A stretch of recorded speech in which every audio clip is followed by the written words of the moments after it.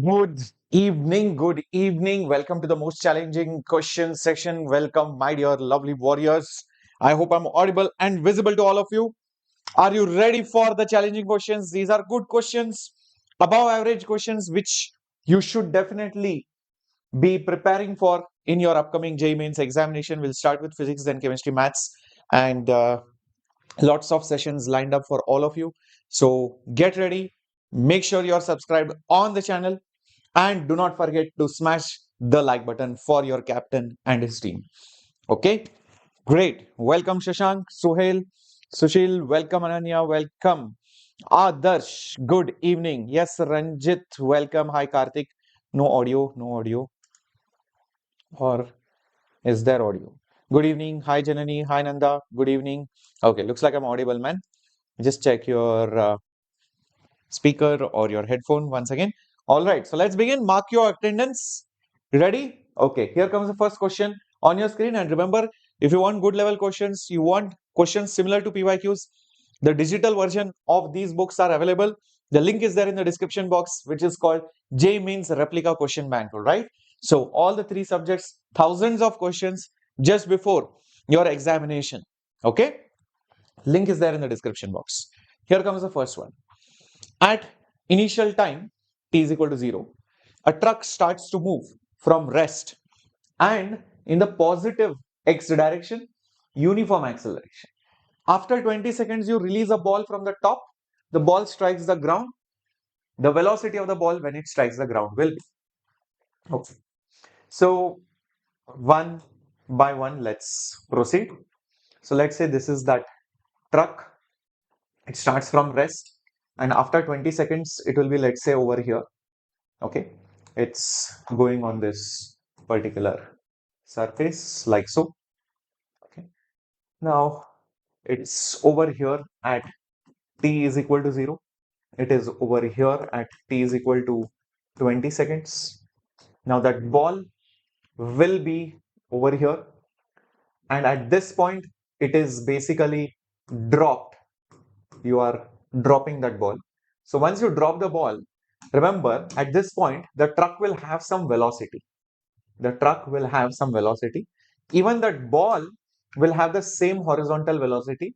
Yes, vertically it will not have velocity at that point because you have just dropped it.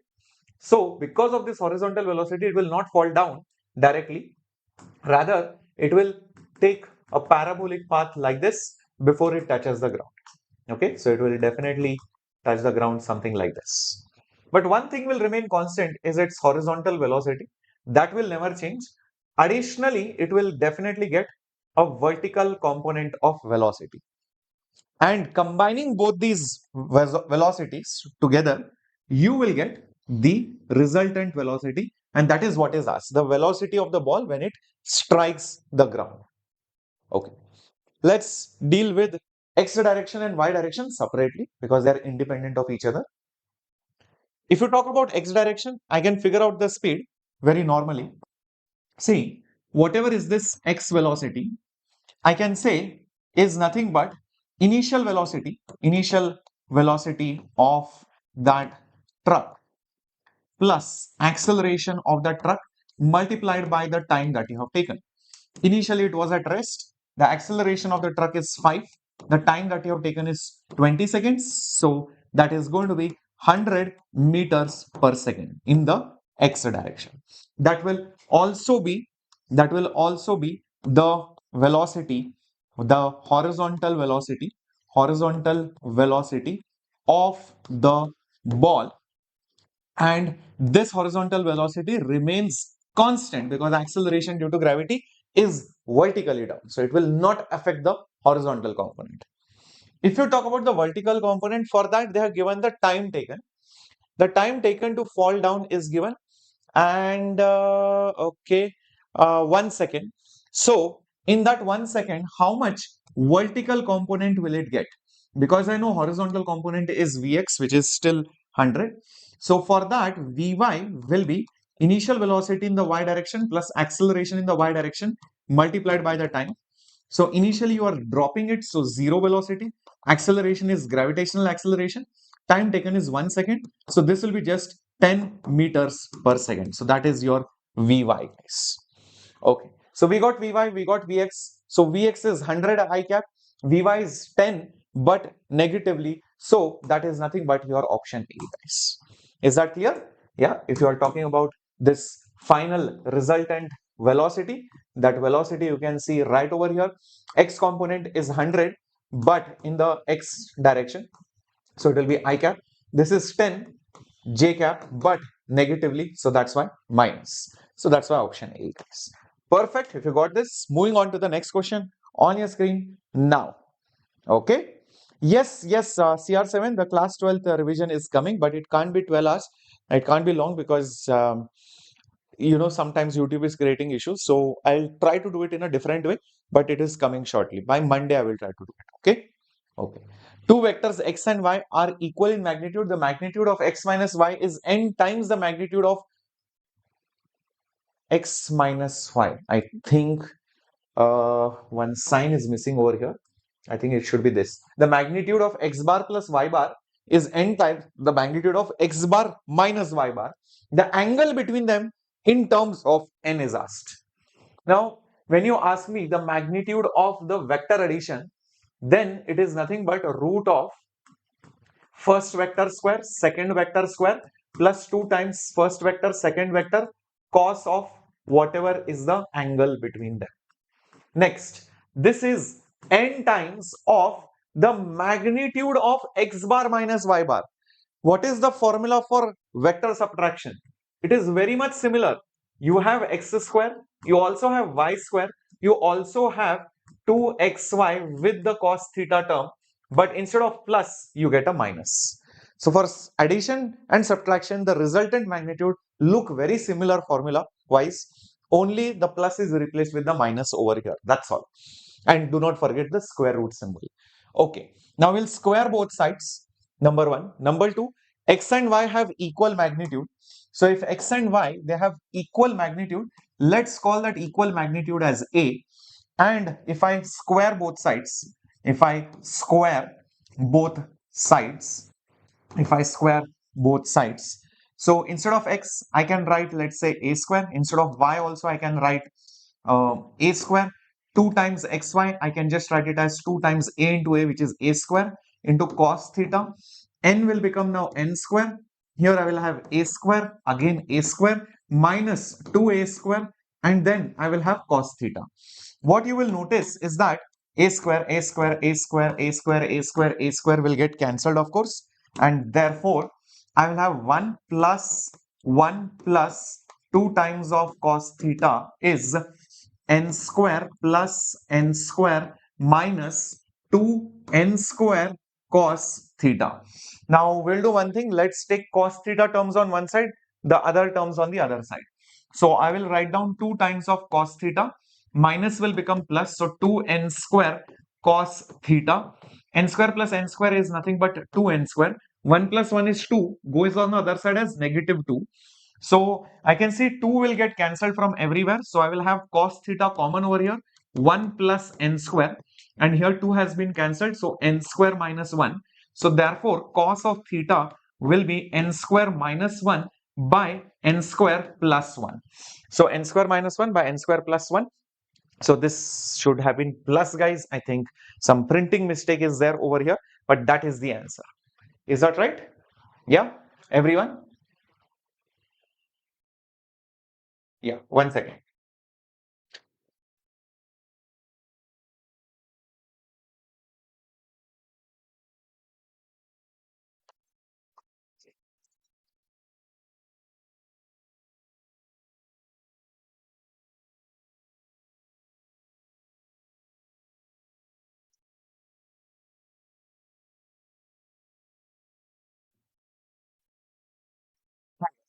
Great. Moving on to the next question coming up on your screen. 1 second. Yes, here it comes. Okay. Wow, beautiful question, guys. Get ready for this particular question. Let's see if we can do it. The system shown in the diagram is in equilibrium. Okay, the spring is light. This is the spring, ideal spring. The acceleration of both the blocks just after you cut the rope string over here, the moment you cut it, what will be the initial acceleration of them? Okay, let's try to solve this. These kind of problems, wherever you cut the spring, cut the string, whatever, always show two diagrams, one before, one after, and that's how you get the idea. So the before diagram is already shown. So what will happen is definitely there will be some kind of a tension over here. If you draw the FBD of this upper block A, the 2G gravitational pull will be down, and over here also this 2G gravitational pull will be down. So there will be a spring force like this, and that spring force should balance this weight. So the spring force will be 2G, right? To balance it, this is just to balance its weight, and because the spring is now elongated, it will pull both the blocks inwards. So that's why on 2 kg block also the spring force will be downwards, and that spring force will be the same throughout the spring because it is the same spring.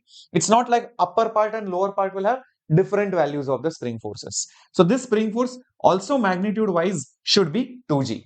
Is this much clear, guys? The free body diagram initially when the entire system was in equilibrium. Okay.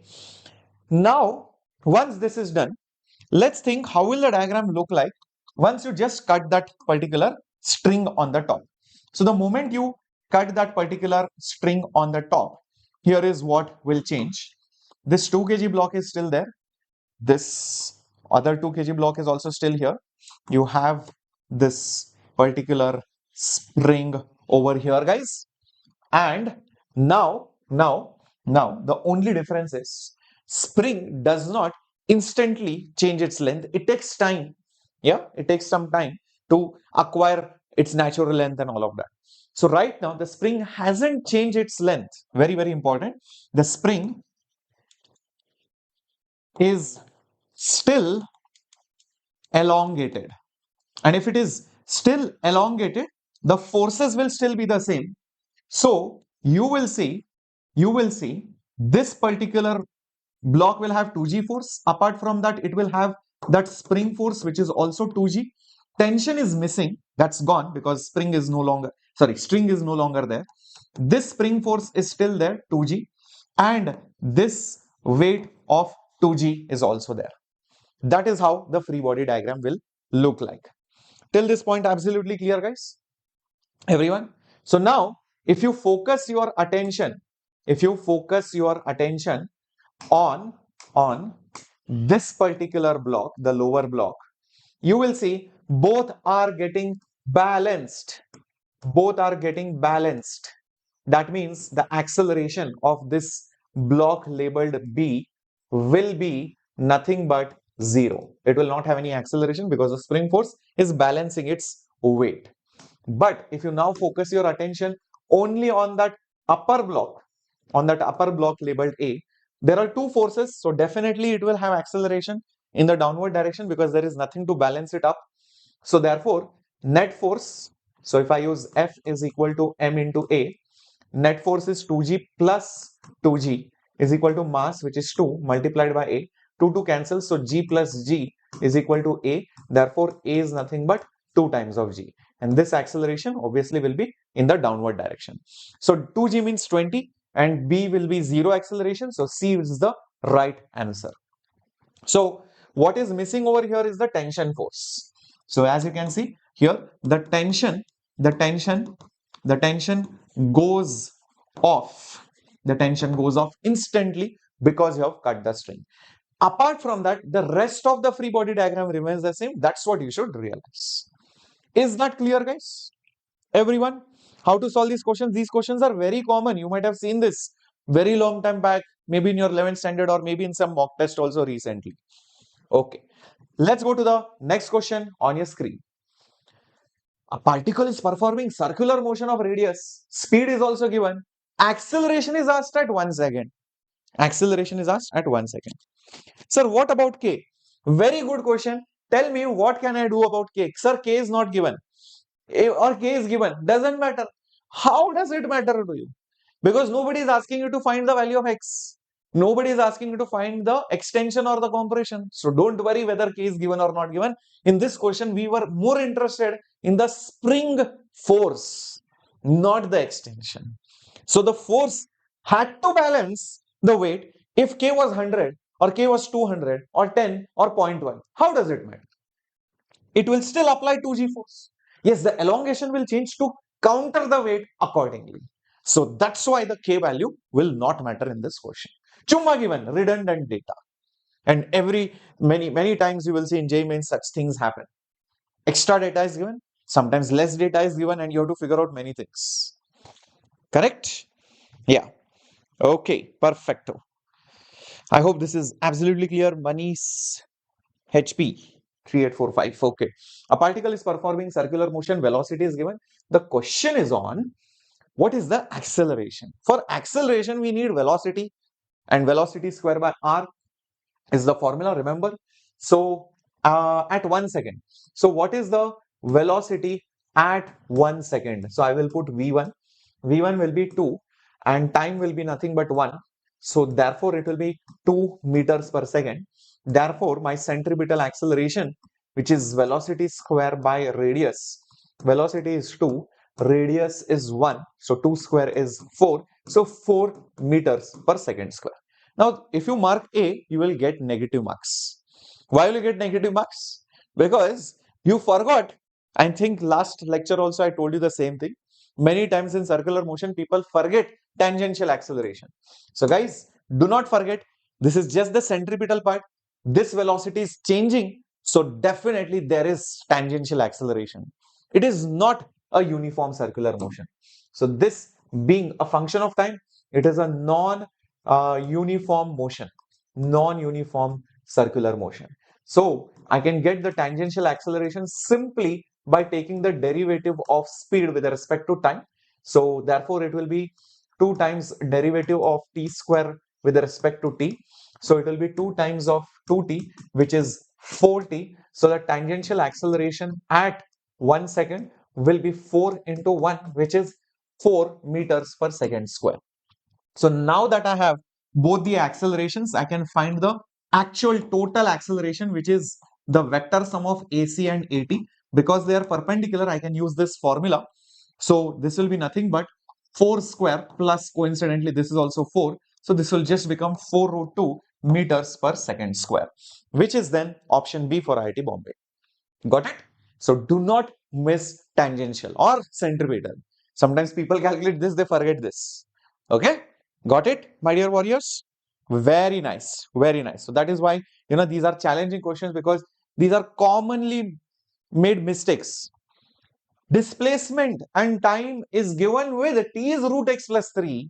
What is the work done in the first 6 seconds? Guys, this is a slightly offbeat question, because usually force is given as a function of x, or x is given as a function of time. Here time is given as a function of x. You might start wondering, sir, what do I do now? Don't worry. See, time is given in terms of x, right? You convert it.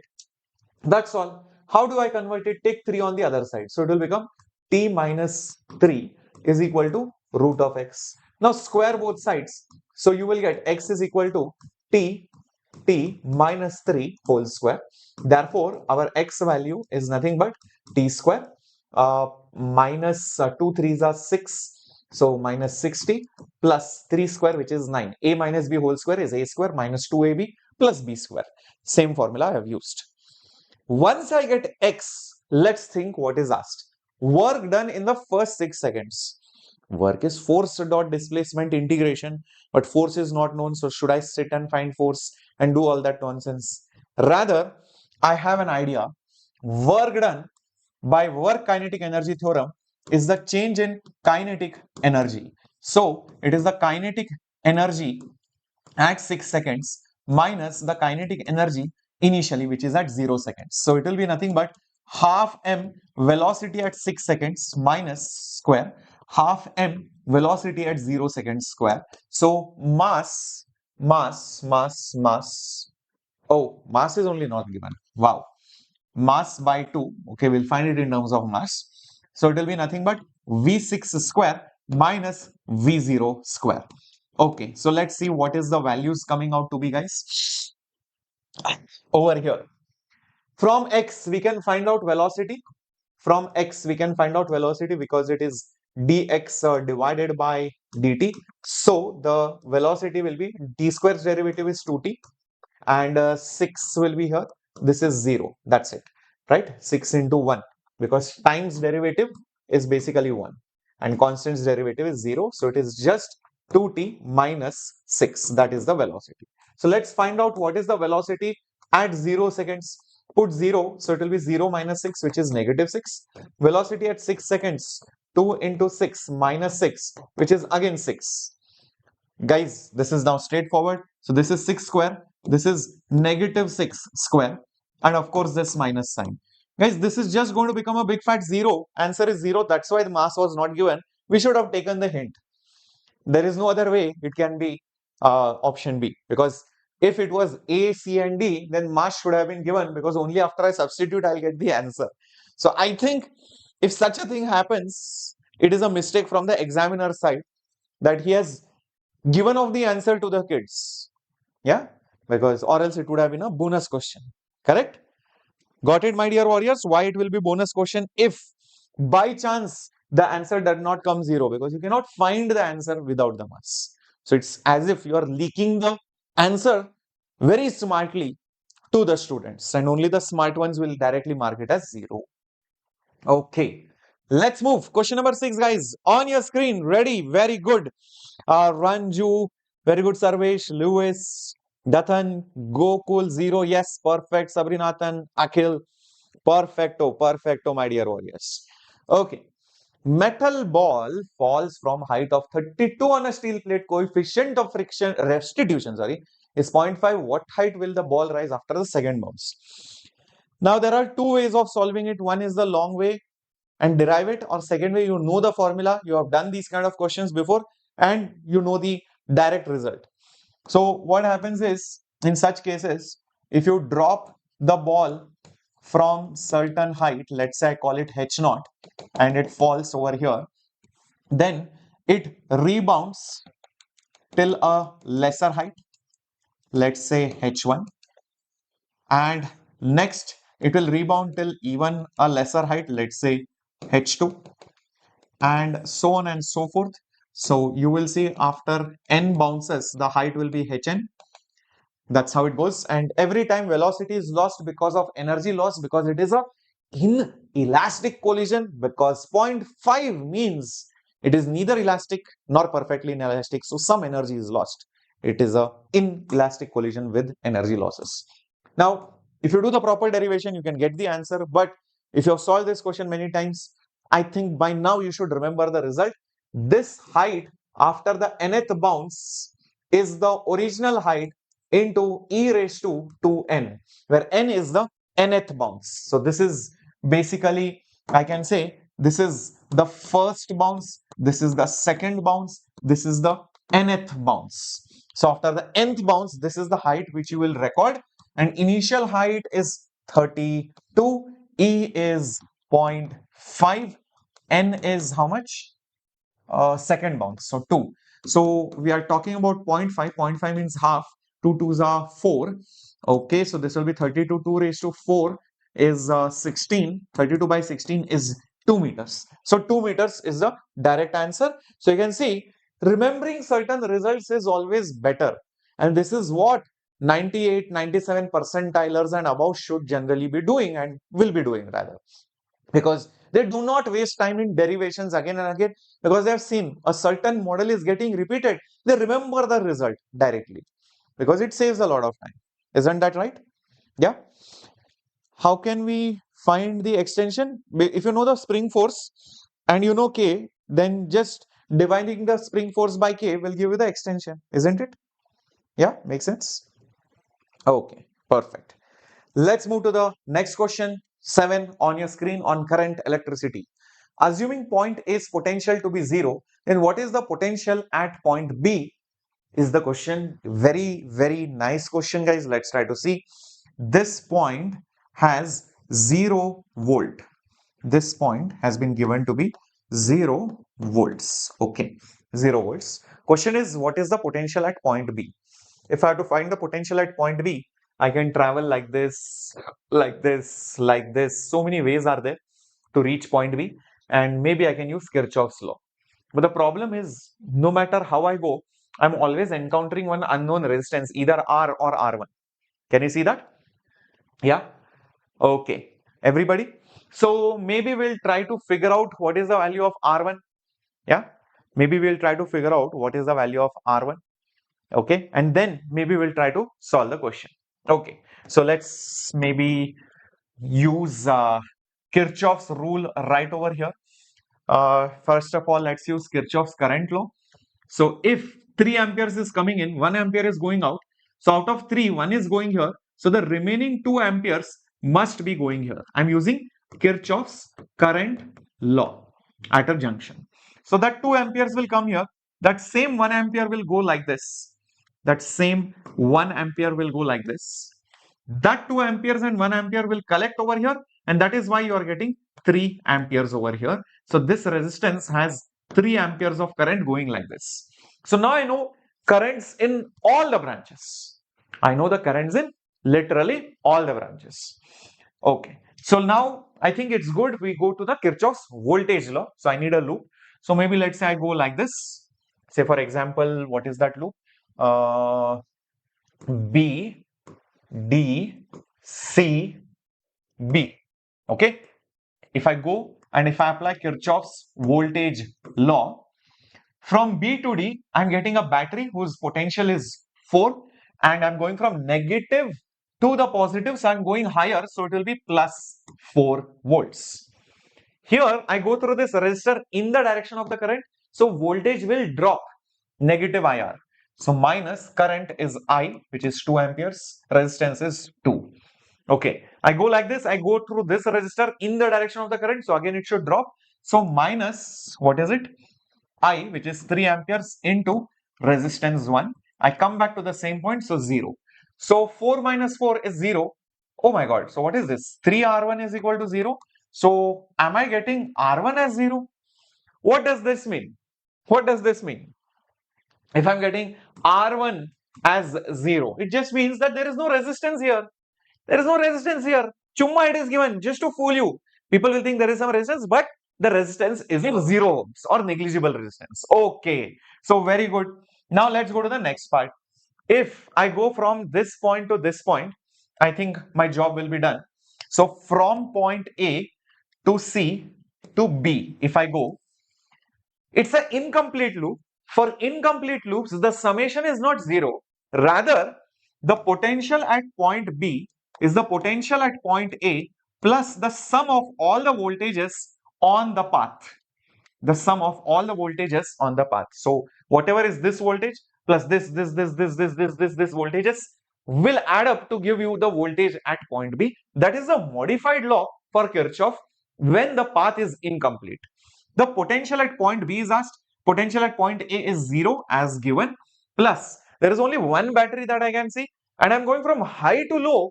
That means it's a negative drop. So it will be minus 2, I believe. And over here, this resistance is negligible or 0. So there is no voltage because of that. So therefore, it should be minus 2 volts. So magnitude wise, if you ask me, actual voltage is minus 2, but magnitude wise, it is nothing but 2 volts. So actually, it should have been minus 2. So I will just, for now, I'll mark option B, guys. Is that okay? Yes, option B. So they should have put what is the magnitude of the potential, not the actual value. Actual value will be negative, as you can see over here. Cool. Shall we go to the next question, guys? Louis, you're not eligible for NACP, man. Like I said, there is a particular date range. So only when your date will fall in that range. So usually it happens for 10th standard students. Okay, 10th, 11th, and 12th. Cool. Okay, let's move to the next one on your screen. Here it comes. There is a T-shaped object as shown.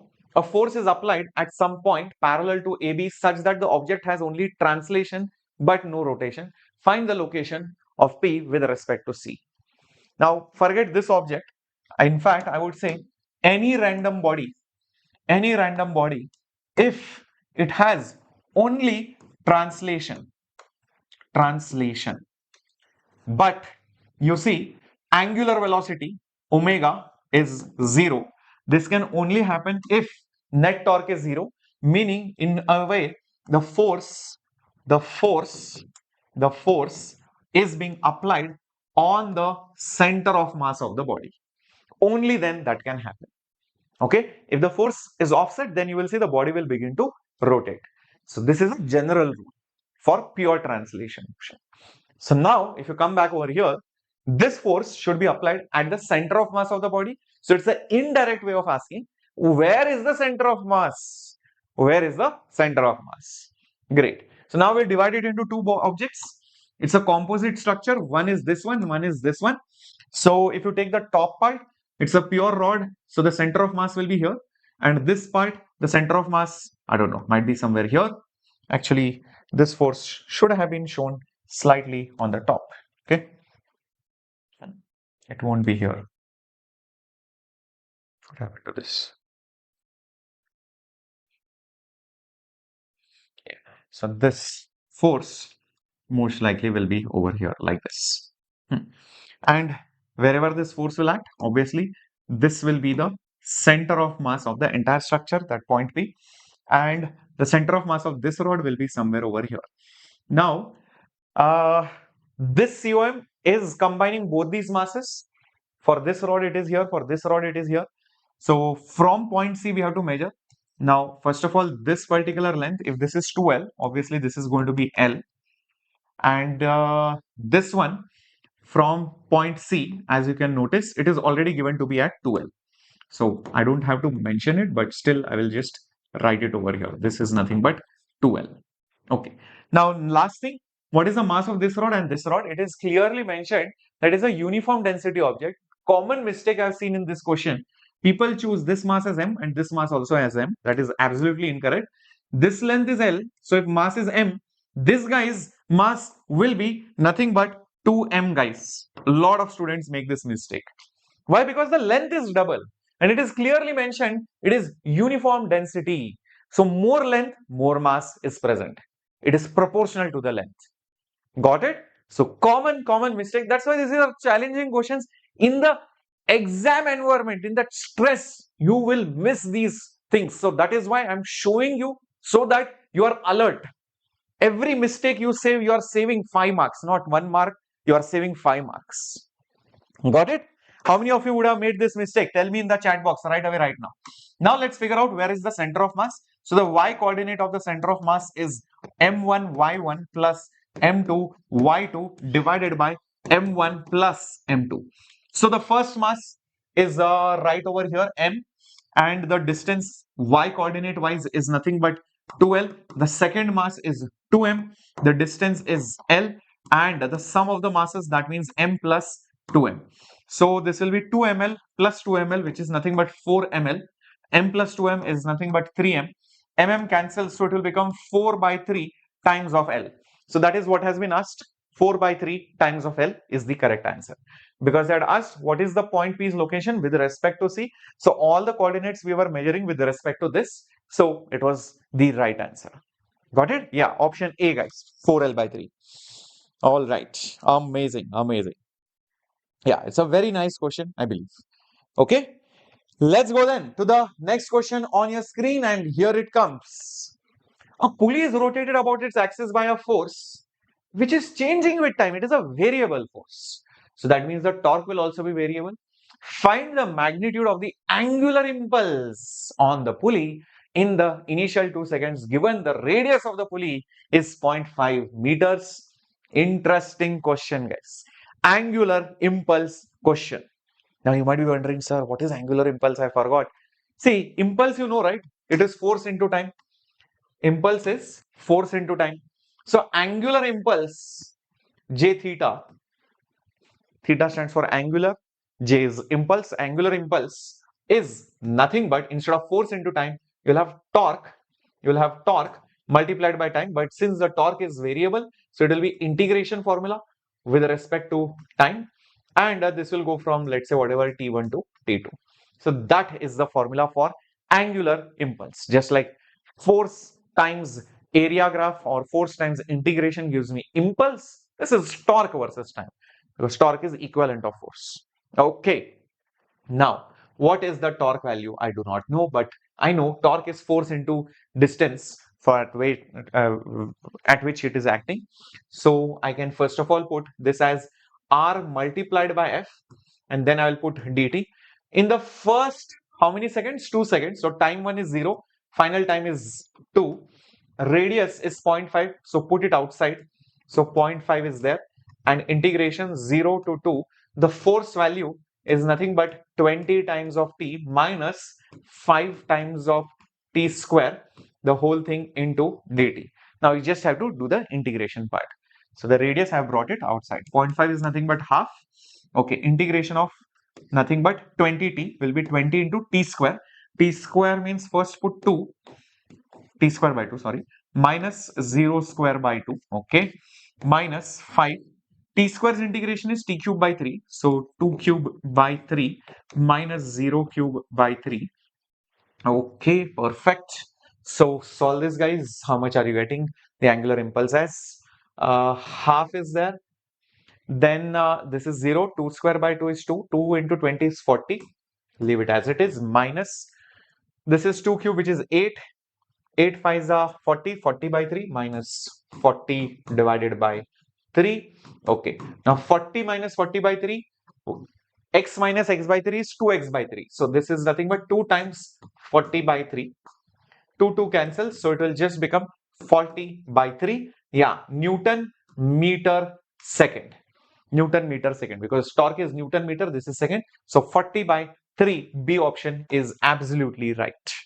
No, it is not D. Some of you made a mistake.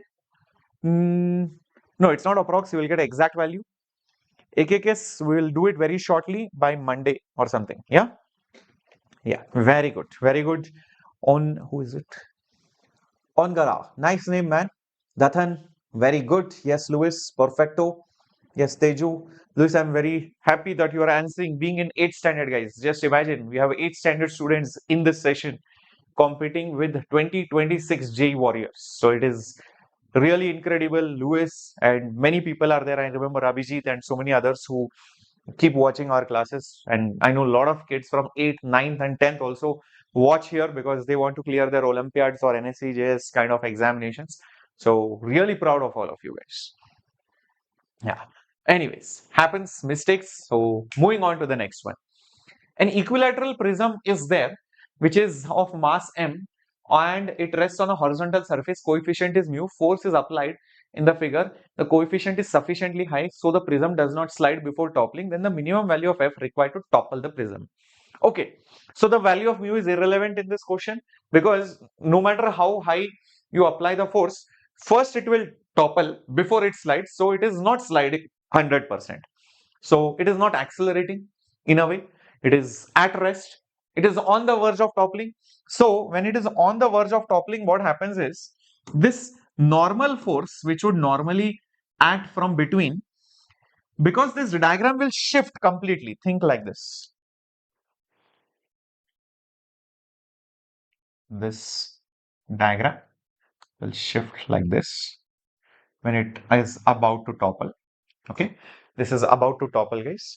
So because it will try to topple about this edge, okay, it will essentially, it will topple about the edge which has been marked.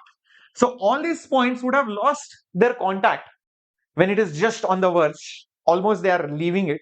So the normal or the electromagnetic forces of repulsion will no longer be existing there. So all that normal force, which usually would have been here, will now shift to the edge about which it is about to topple. Now this is not just for this problem, but even for a cube, pentagon, triangle, square, whatever, in any body which is about to topple, the normal force shifts to that edge about which the body is about to topple.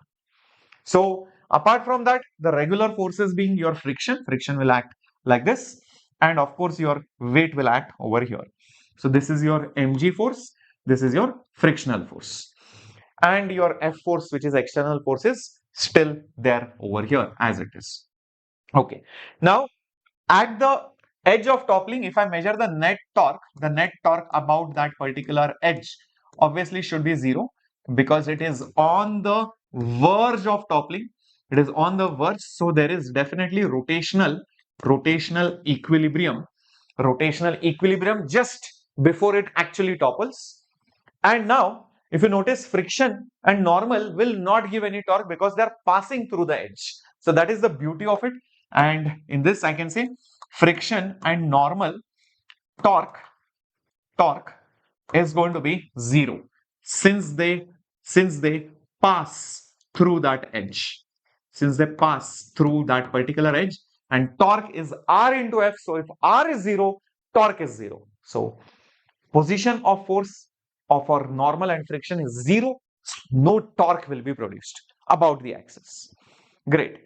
Now the only thing left is mg's torque and the F forces torque.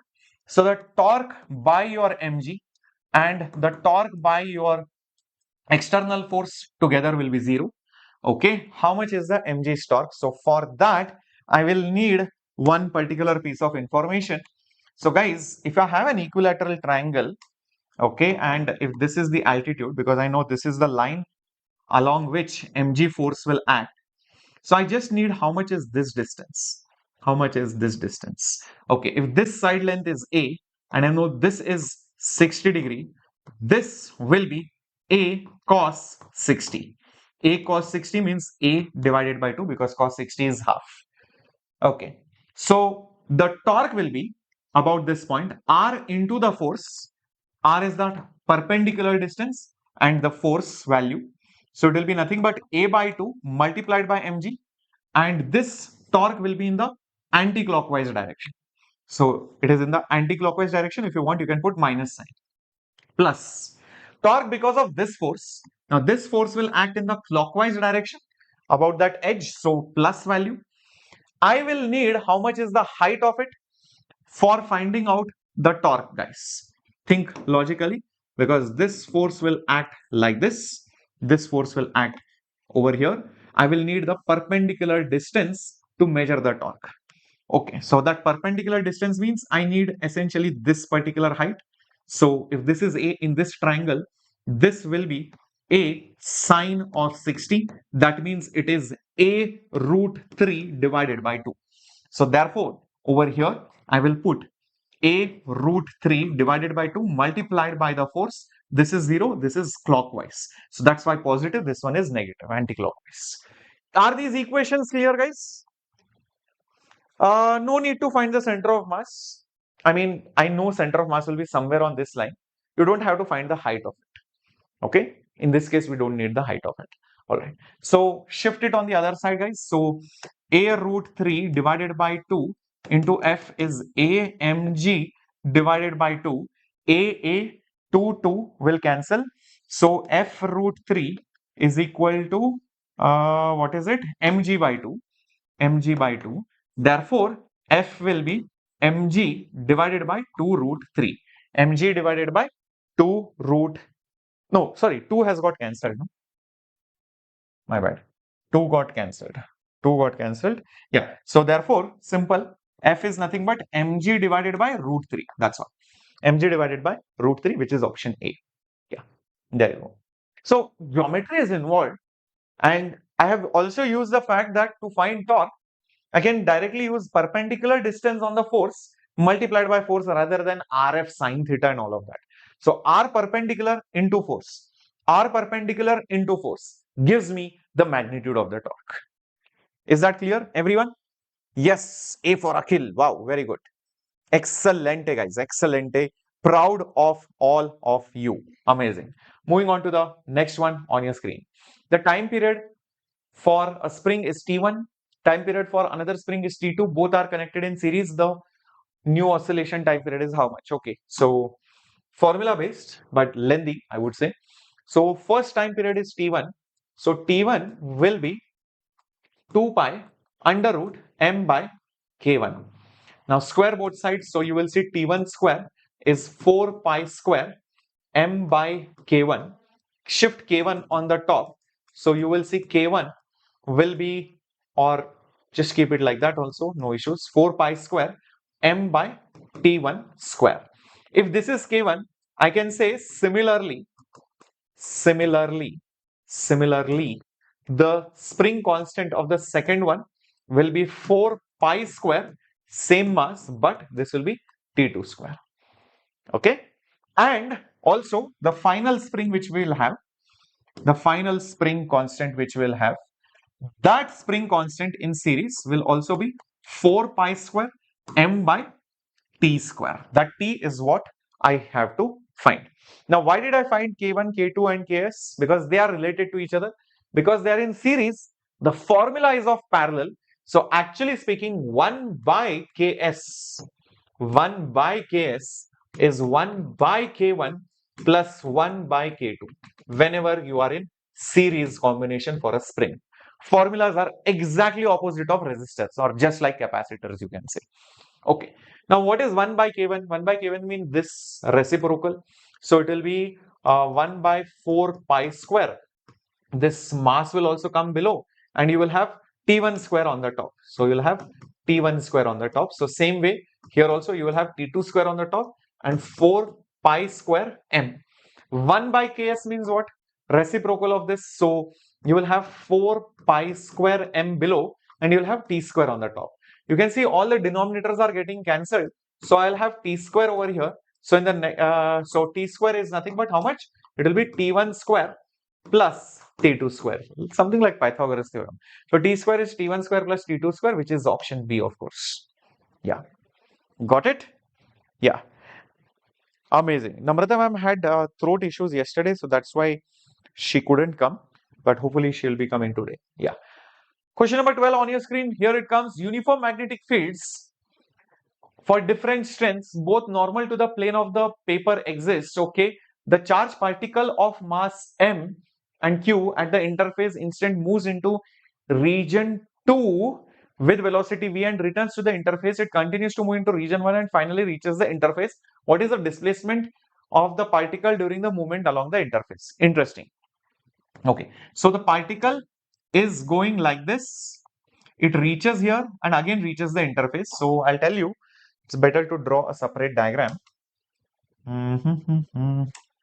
So this is our interface. This is our interface. On the top it is B1, below it is B2. Here it is B1, here it is B2. Strengths are different, but directions are same. So B1 is inside, even B2 is inside. Okay. And is it mentioned who is more, who is less? Yeah, B2 is more, B1 is less. Okay. The charge particle of mass m at the interface instant moves into region 2 with velocity v and returns to the interface. It continues and finally reaches what is the displacement. Okay. So meaning what? I'll tell you. Imagine this particle starts from here, from the interface, this particle of charge q and mass m. How will the motion be? Whenever you throw a charged particle in a perpendicular field, the motion is uniform circular motion. So it will go in a circular path. Great. So it will go like this. It will go like this. Now, what will happen after reaching the other side? Think. What will happen after it reaches the other side? The field strength changes, because of which the radius of the circular path changes, and B1 being weaker, B1 is weaker. So radius is mv by qb, b is small, radius will be larger. So you will see it will go in a larger path, something like this, and it will reach over here again back to the interface. Question is what is the displacement of that particle in this entire duration? As you can notice, this is the displacement S. This is the displacement S. I think now you can easily figure out how much that displacement will be, because I'll tell you what, this thing over here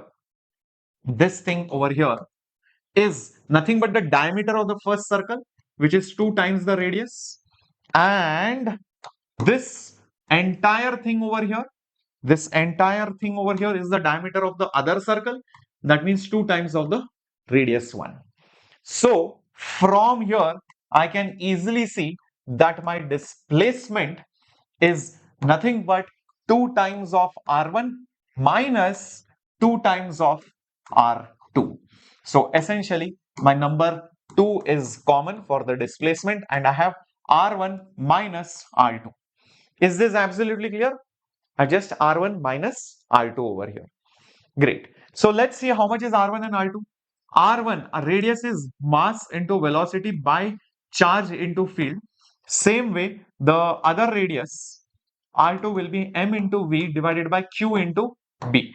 Mass, speed and charge will never change because speed should always remain the same. It will never ever change. Field will never change kinetic energy. Keep that in mind, whether perpendicular or any angle. So start substituting. R1 is nothing but m, what is that? mv by q b1, and this is mv by q times of b2. So 2 can be taken common with mass, velocity and charge, and I have 1 by b1 minus 1 by b2 over here as the displacement. But if you notice, the options have b1 taken outside. So what I can do, if I take b1 outside, that means 2mv divided by q. Now if you take LCM, it will become b1 b2. Okay, we'll take a b1 b2, or you can just write it like this: 1 by b1 minus b1 by b1 b2, 1, something like this. So now you take b1 outside, so it will become 2mv divided by q times of b1. So this is 1 only because b1 has gone outside, so you will have b1 by b2 over here as the displacement. So 2mv by qb1 and 1 minus b2 by b1 should be there, or b1, guys, this should have been b1 by b2, not b2 by b1. That is not making sense. b2 by b1 can't be correct because then the answer will become negative. Okay, the answer will become negative. So I think they have put a wrong answer over here. This should be the right answer. Okay, this is the right answer because this will give me the positive displacement. Then what is the displacement of the particle during the moment? Yeah, negative if you take sign convention, but I don't think sign convention is as the magnitude of the displacement will be this bigger number minus the smaller number. So ideally, this should be the right answer if we are considering what is the displacement magnitude. Okay, is that clear? Everybody with me? Amazing, guys. Shall we go now to the next question on your screen? Here it comes. The progressive wave, this is that wave traveling in the x direction positively, given equation. This is initial photo snapshot of it. For this wave, what is the value of phi? What is the value of phi? Okay. Now in these questions, first things first, let's think. If you take the particle at origin, for the particle at origin initially, meaning time is also 0 and x is also 0. As you can notice, the y coordinate is also 0. So put it over here. So y coordinate is 0. It will become a sine k multiplied by 0 minus omega multiplied by 0 plus phi. So from this, 0 is equal to a is not going to be 0. So sine of phi. So therefore, phi will be, whose sine is 0? Either 0 degrees or even pi radian. So it can be either 0 or pi, but D and A can't be correct. So eliminate that. So one of them should be right. Now, how do I know whether it is 0 or pi? So for that, just do one small thing. See guys, it's moving towards the positive x direction. So if this wave goes in the positive x direction, after some time, how will the wave look like? It will look something like this. It will look something like this, isn't it? Because the wave is going like this, the wave velocity. Okay. So this point at origin is going to go up. That means the motion of the particle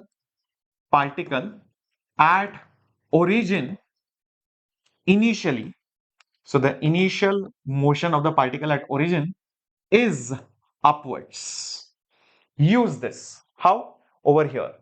The velocity of the particle formula will be nothing but the derivative of the y component with respect to time. So A is as it is, derivative with respect to time, that negative omega will come outside, and then you will have sine of, what is that? K x minus omega t plus 5. Okay, so from this, I know the velocity of the particle should be a positive value because it is upwards. That means it is positive. A I do not know, negative as it is, omega as it is, sine is there as it is, k into x is 0, omega into t is also 0, plus 5. Why x and t will be 0? Initial means time is 0, origin means x is 0. So from this, what do I get?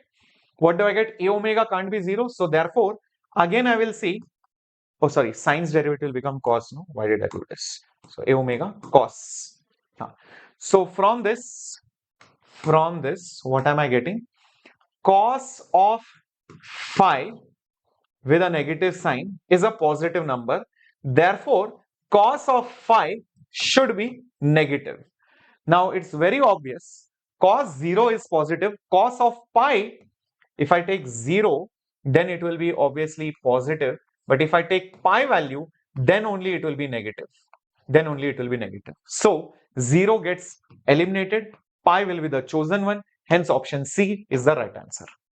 So you had to do this bit of analysis to figure out what is the right one. Is that clear, my dear warriors? Now, by chance, you might have got the right answer thinking, sir, usual sine graph is like this, it is like this. But let me tell you, by chance, the wave was going left side, na? Then your logic will fail. I know many kids are saying, sir, you wasted our time. Isn't it obvious it is going down like this? So this usual sine graphs go like that. So if this sine graph is like this, then the answer will be pi. Guys, I'm telling you the answer might be different if the wave was going like this. Be careful, because then the velocity of the particle would have been down, and if the velocity of the particle is down, then with this analysis 0 will be the right answer. So if you think that sometimes shortcuts work and you got the answer by doing something, does not mean it will work every single time. It might just be the special case. Yes, 25 questions remembering. All right. Okay. Perfect. Moving on to the next one on your screen. 1 kg of water at 20 Celsius is heated in an electric kettle whose heating element has a mean average resistance of 20 ohms. Okay, the RMS voltage is 200 volts. Ignoring heat loss from the kettle, time taken for the water to evaporate fully is close to how much? Okay, time taken to evaporate the water is basically how much? What will you do in this situation? Whatever is that heat required is coming by the resistor producing that heat, and that heat is going in raising the temperature and then evaporating that water. So I will say that the heat provided by the resistance, so the heat loss by resistance, heat loss by resistance is going in, first of all, heat in raising temperature from 20 to 100, and once it reaches 100, heat to evaporate it.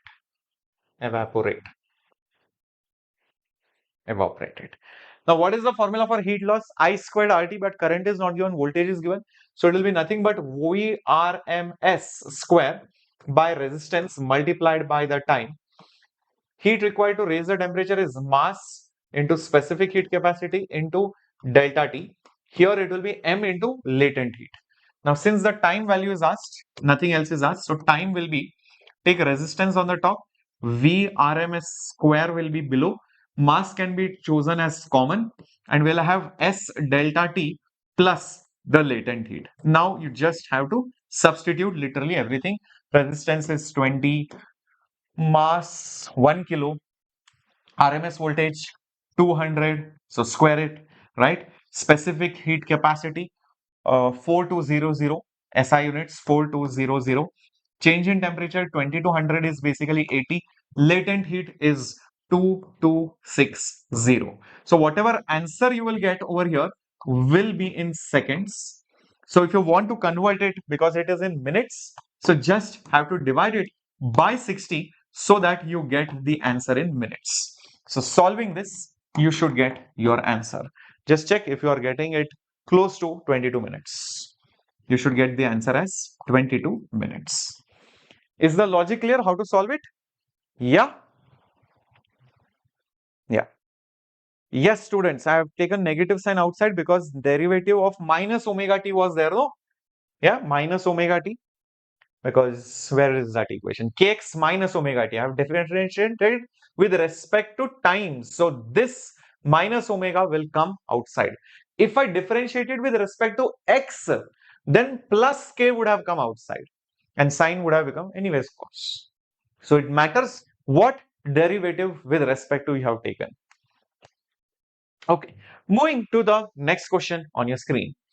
There are two materials. Yes, there are two materials and they have been joined by some different thermal conductivities. The temperatures are given at the extremes. The temperature at the junction is asked. This is a common question also, and many kids make mistakes also. I have seen many times. So let's see how do we do it. All right. Because one side is hotter than the other side, hot to cold, the heat will flow like this. The heat will flow from the hotter side, which is the hotter side, theta 2. So this is the hot side and this is the cold side. And now they both are in series combination. So in series combination, heat current is the same. The heat current is basically the same for both the slabs. Whatever heat flows here will flow in the next, will flow in the next, will flow in the next. Same current will go. So heat current formula, remember what is that? Oh, let's assume first the temperature over here. Let's assume the temperature to be theta. So it is nothing but thermal conductivity of the first guy, which is 3K. Then you have the area is the same, into temperature difference. Temperature difference is theta 2 minus theta. Theta 2 minus theta, temperature difference between these two edges, divided by the distance, which is nothing but d. On this side, here, thermal conductivity K, area of cross section A, temperature difference is theta minus theta 1, and the length by which it travels is nothing but 3 times of d. dd cancels, a cancels, kk cancels. So expanding, I'll get 3 times theta 2 minus theta is theta minus theta 1. So theta minus theta 1 as it is, this is nothing but 3 theta 2 minus 3 theta. 3 theta I can take it other side or something. So I can bring it over here. So 3 theta 2 plus theta 1 will be 3 theta plus theta is nothing but 4 theta. So theta will be 3 times theta 2 plus theta 1 divided by 4. So 3 times theta 2, 3 times theta 2 plus theta 1. Have we missed something? Yes, we missed one thing, guys. We missed that number 3. I'm so sorry. I missed that number 3. Ah, okay, we'll do it again. So this 3 goes over here. It will become 9. Theta 2 minus theta, and this will be theta minus theta 1. So theta minus theta 1 over here. So this is 9 times theta 2 minus 9 times of theta. Shift it on the other side and bring theta 1 over here. So 9 times theta 2 plus theta 1. 9 plus 1 is 10. So 10 times of theta. 10 times of theta. So therefore theta will be theta 1 plus 9 times theta 2 whole thing divided by 10. Yeah, there you go. That is the answer, which is option B. Cool? How to solve this kind of questions? Series current is same. In parallel, the current will get divided into two branches. Cool? Everybody, shall we go ahead to the next one on your screen? Okay, here it comes. Next question. Two wires, Young's modulus are also given, and same length, radius are different, are joined end to end with a weight W from the combination as shown. The elastic potential energy of that system is. Very, very good question. Very, very good question, guys. Elastic potential energy of that system. Now, I will make a duplicate first of all. Where is it? Yeah. I feel that this system should be treated as if there are two springs in series to that weight. So these are like springs in series. If you realize that, half of your job gets done. Okay. So if there are springs in series, what might be the spring constant? Because they are elastic. Elastic means it will behave like an elastic spring. If you pull it, it comes back, just like a spring.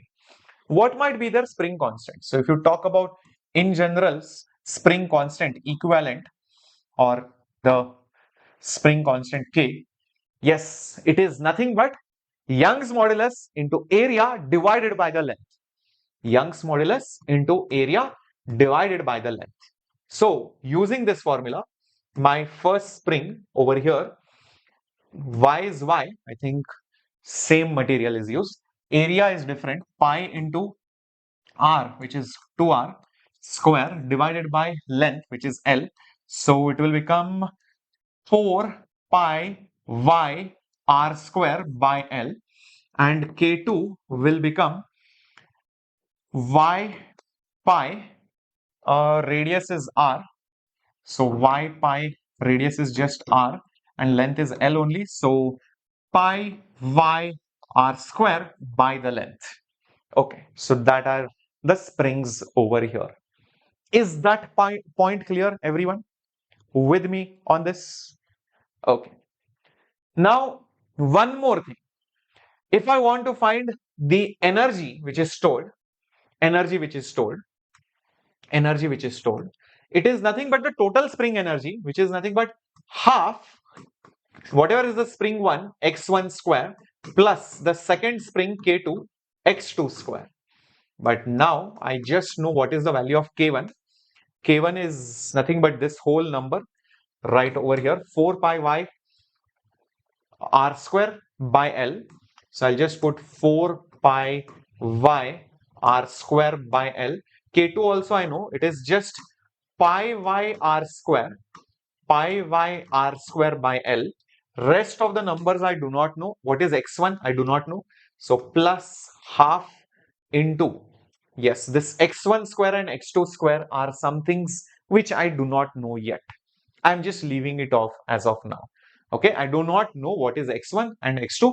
I will substitute it. If I substitute it, I will get the answer in the next couple of steps. Now, one thing again I can write down, in the entire system, whatever tension is flowing will be the same. So these are ideal springs, massless rods. So tension must be the same. So tension is same throughout in series, and that will be balancing the weight. That will be the balancing factor for the weight. Weight is W. So the tension is actually going to be the spring force.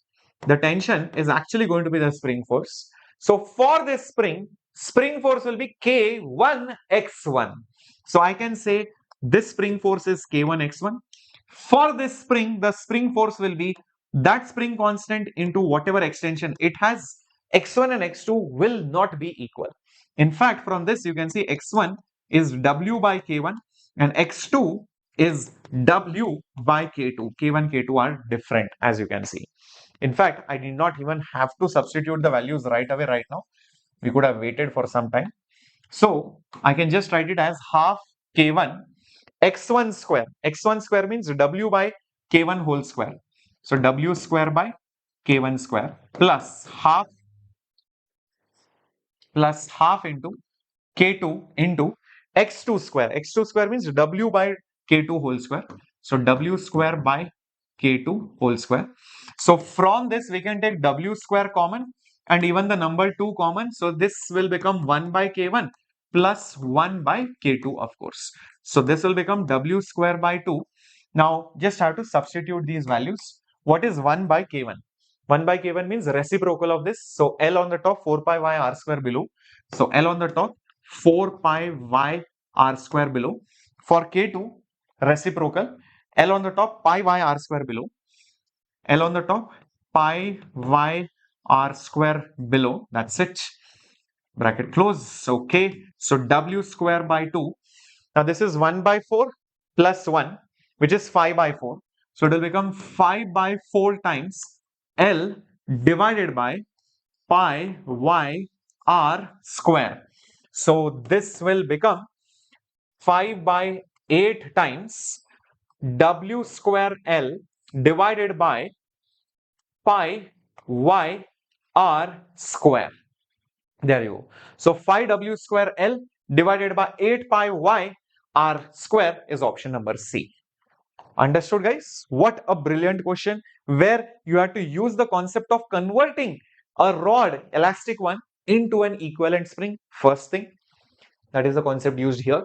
Second thing, because they are in series, the tension will remain the same.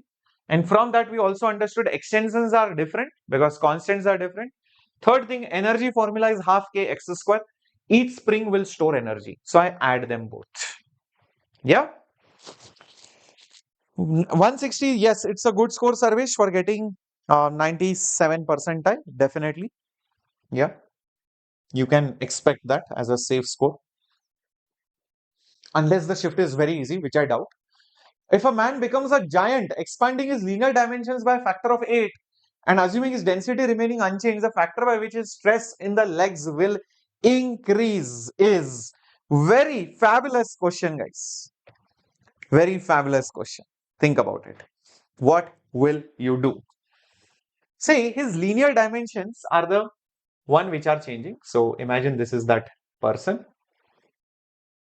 He is now becoming 8 times. He is now becoming 8 times larger in linear dimensions. So if that is the case, what will happen if density is remaining the same? So these kind of calculations are usually used. What if humans were very big as dinosaurs or elephants? Then what would happen to the bones? So this is what archaeologists and biologists, which are researching different species, they try to analyze these things. Anyways, coming back over here, the factor by which the stress in his legs increases. Okay, so volume is proportional to whatever is the linear dimensions. So basically the length dimensions whole cube. So if length increases, if the linear dimensions increases 8 times, therefore the volume will increase 8 cube times. If volume increases 8 cube times, since we know mass is directly proportional to the volume, density being same. So volume increases 8 cube times, the mass will also increase 8 cube times. That is the first thing. So because of that, the weight will also change. That is one thing. Stress is force by area. Force is the weight. Area we need to figure out. Okay. Now area of cross section is proportional to length square. Length square. So length increasing 8 times, meaning area will increase 8 square times. Now the final part, which is the stress. Stress is force by area. Force is m into g by area. That means stress is proportional to mass and inversely proportional to area. So from this, since it is proportional to mass and inversely proportional to area, we just figured out that our mass will increase how many times? 8 cube times. The area will increase how many times? 8 square times. So square square will cancel, 8 will remain. So it is obvious now that the stress will increase 8 times. So hence the answer should be option B. Very good. Isn't it fabulous, guys? Very unique question, very challenging. At that point in the exam, you have to think about it. Okay? Yes, Krishna will be doing it very soon in a very different way. Not 12 hours, but in a different way. Cool. Let's move to the next one on your screen. Concave convex lens, refractive index, radii of curvature of its surfaces are 30 and 20. The concave surface is upwards and filled with a liquid of refractive index. The focal length of the liquid glass combination will be. Let me draw the diagram. Okay, without a diagram, you will not get it. Concave or convex lens. The concave surface is up and filled with a liquid. Okay, like this, like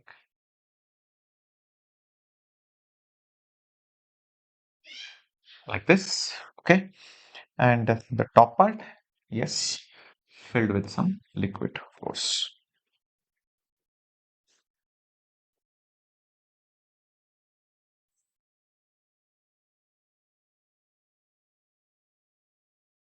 Okay, are you able to visualize this?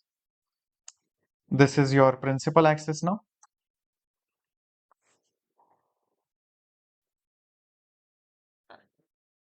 This is your principal axis. Now the focal length of the liquid glass combination will be refractive index of the liquid is given, refractive index of the glass is also given, focal length is asked. So what will you do, guys? Yeah, tell me. Can you find it out directly using the formula? Can you find it out directly using lens maker formula? Yes or no? Think carefully and tell me. Can you directly use the formula of lens maker? Why not? Because the medium is not the same on both sides. Yeah, the medium is not the same. No, you cannot use. Yeah, you cannot use because medium is not same. Only when medium is same on both sides you can use it. Got it? So that is the biggest flaw, biggest catch in this kind of questions. So no other option but to use curved surface refraction formula. Two times it's okay, we'll use it. What's the harm? So just imagine now, just imagine over here, first of all, the concave surfaces are filled with the liquid, with the focal length of the liquid glass combination.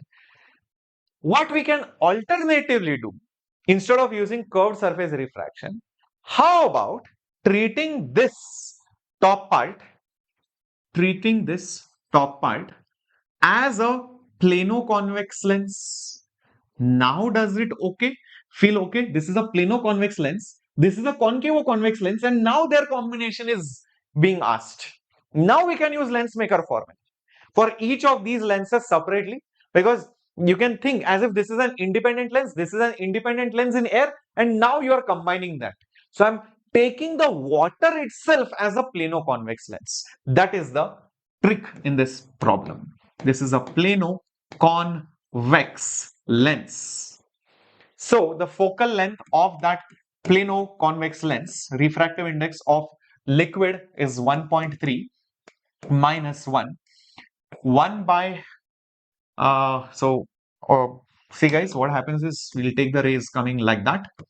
So if I take the rays coming like this, right? So you will see this is the negative side, this is the positive side. Okay, this is the positive side, right? So this is the negative side, this is going to be the positive side. So therefore 1 by R1, R1 is infinity, minus 1 by R2, that is going to be negative. What is the radius of curvature? 30 and 20, the radius of curvature of the surfaces, 30 and 20. So 30 will be for this guy because this has to be of slightly lesser curvature, so more radius. This will be more curved, so less radius. So kind of obvious now that this radius will be 20 uh, and sorry, not 20, my bad, 30, and this particular radius will be 30. Okay, sorry, am I writing 30? 20, opposite. Is that okay? So this will be minus, what is that? 30 over here. Why did I figure out which is bigger and which is smaller? How did I figure it out rather? See, this surface is that concave surface, so it's a part of a big circle. The convex surface should be more curved, only then it will have a smaller radius. Make sense? So that's how I know who is 30 and who is 20. Paka? Alright. So now solve this. So this will become 1.3 minus 1 is 0.3. Minus minus will become plus. So it will become 1 by 30. 3 cancels. So it will just become 1 by 100. So that is 1 by F1. Leave it as it is. Don't touch it. Next thing, look at the concavo-convex surface. So for that, the focal length will be refractive index 1.5 minus 1. 1 by R1. R1 is 30 but on the negative side. So minus 30 minus 1 by 20 but on the negative side again. So minus 20 by sign convention. 1.5 minus 1 is 0.5 multiplied by minus minus plus. So 1 by 20 minus 1 by 30. So 1 by 20 minus 1 by 30, LCM is 60. 30 will go 2 times. Sorry, 20 will go 3 times. 30 will go 2 times because it will be plus 1 by 20. Plus 1 by 20 will go 3 times. Yeah, perfect. So 3 minus 2 is 1. And this will become 0.5 by 60, meaning half into 1 by 60, which is 1 by 120.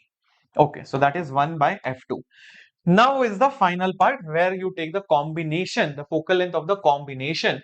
1 by f will be 1 by f1 plus 1 by f2. So that will be 1 by 100 plus 1 by 120. Is that okay, guys? Yeah. Paka 1 by 120 and this is 1 by 100. Yes, so this will just become 1200, I suppose, right over here. And this will go 12 times and this will go 10 times. So this will become 22 divided by 1200 is 1 by f. So f will be 1200 divided by 22, which is 600 divided by 11. So 600 by 11, guys, that is option B. Is that right, everyone? 600 by 11. Perfect. There you go. Yes, B is the right answer, man. Yes, Dam Dam. We have taken two lenses only because usually I have seen students think of using curved surface formula, number one, which is lengthy. Second mistake which students do is they use only one lens formula as if it is dipped inside the liquid. So you cannot use that formula at all where the medium has changed completely. No, that is not allowed. Okay, because both sides mediums are different. Okay, so both the formulas will not be applicable. Sorry, that lens maker formula will not be applicable, and using curved surface refraction will make the situation lengthy. I wouldn't do that. Okay, moving on to the next question, guys, on your screen, and here it comes. Yes, loving these questions, yes or no? How to take plus minus for R? Look at the center of curvature. Look at the center of curvature. Whichever direction from which light comes, wherever it comes from the negative side, goes towards the positive side, always. Okay. Now you can see the radius has a center over here. So the center is on the negative side. So that's why negative. The center of that radius is over there, center of curvature. So for radius, always look where the COC, center of curvature, is. Okay, for focal length, look at F, focal point, where it is, negative side or positive side. Okay.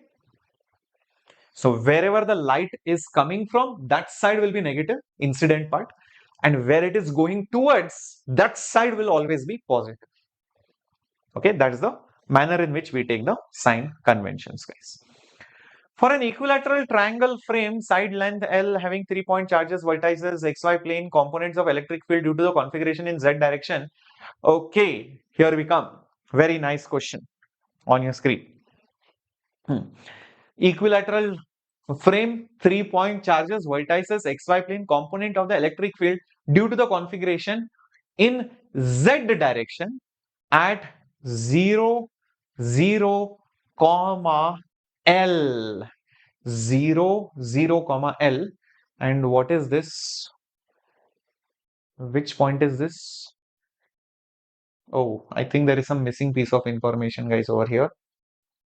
It should have been mentioned which point is this. I think there is an incomplete information. Okay, I'll take this question in the next time. Origin is, oh no, it's mentioned. Origin is the centroid of the triangle. Thank God they mentioned this. Okay, so this is basically the centroid of the triangle. All right, so if it is the centroid of the triangle, they could have shown it in a much better way. Okay, so yeah, something like this. And centroid will also be the median, everything. So this should be 30 degrees and 30 degrees and all of that. So this is 30, this is 30. This is 30, this is 30. Okay, perfecto. Now, what will you do next? Now, what will you do next? Think. What will you do, guys? This Q charge will give an electric field here. This Q charge will give an electric field here. And this negative 2Q charge will give an attractive field towards this side. Okay. So, this field at this point will be like this. This will be like this. And this over here, okay, will be attractive like this. Okay, perfect. Now, the components, okay, the origin is the centroid of the triangle 0, 0, L. Now, L means you are not in the plane of the diagram, but rather you are slightly above in the parallel plane. Visualize it. You are basically in the parallel plane over there. Yes, you are basically in the parallel plane above this particular figure. So all these things will now become in three-dimensional. Will now become in three-dimensional. Number one. Okay. But before going there, let's think if this point was somewhere here. Okay, just try to visualize it. Okay, so this side length will be here. You are going up on the top at L. So first of all, I need this length, I need this length, I also need this length. Let's figure those things out. So what is this length going to be? Come on. What is this length going to be? Yeah. Standard formula, guys.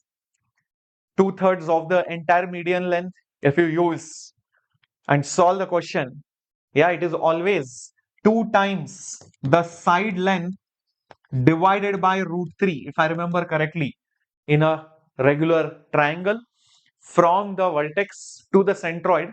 The distance is 2 times the side length divided by √3. Yes or no, guys? Yeah. Side L is confusing. Don't worry, we'll figure it out. So this will just become 2 times L by your √3. 2 times L by √3. Same thing. This one also will be 2L by your √3. Same thing, even this one also. This one also.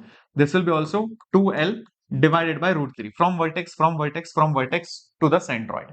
That's the distance. Okay.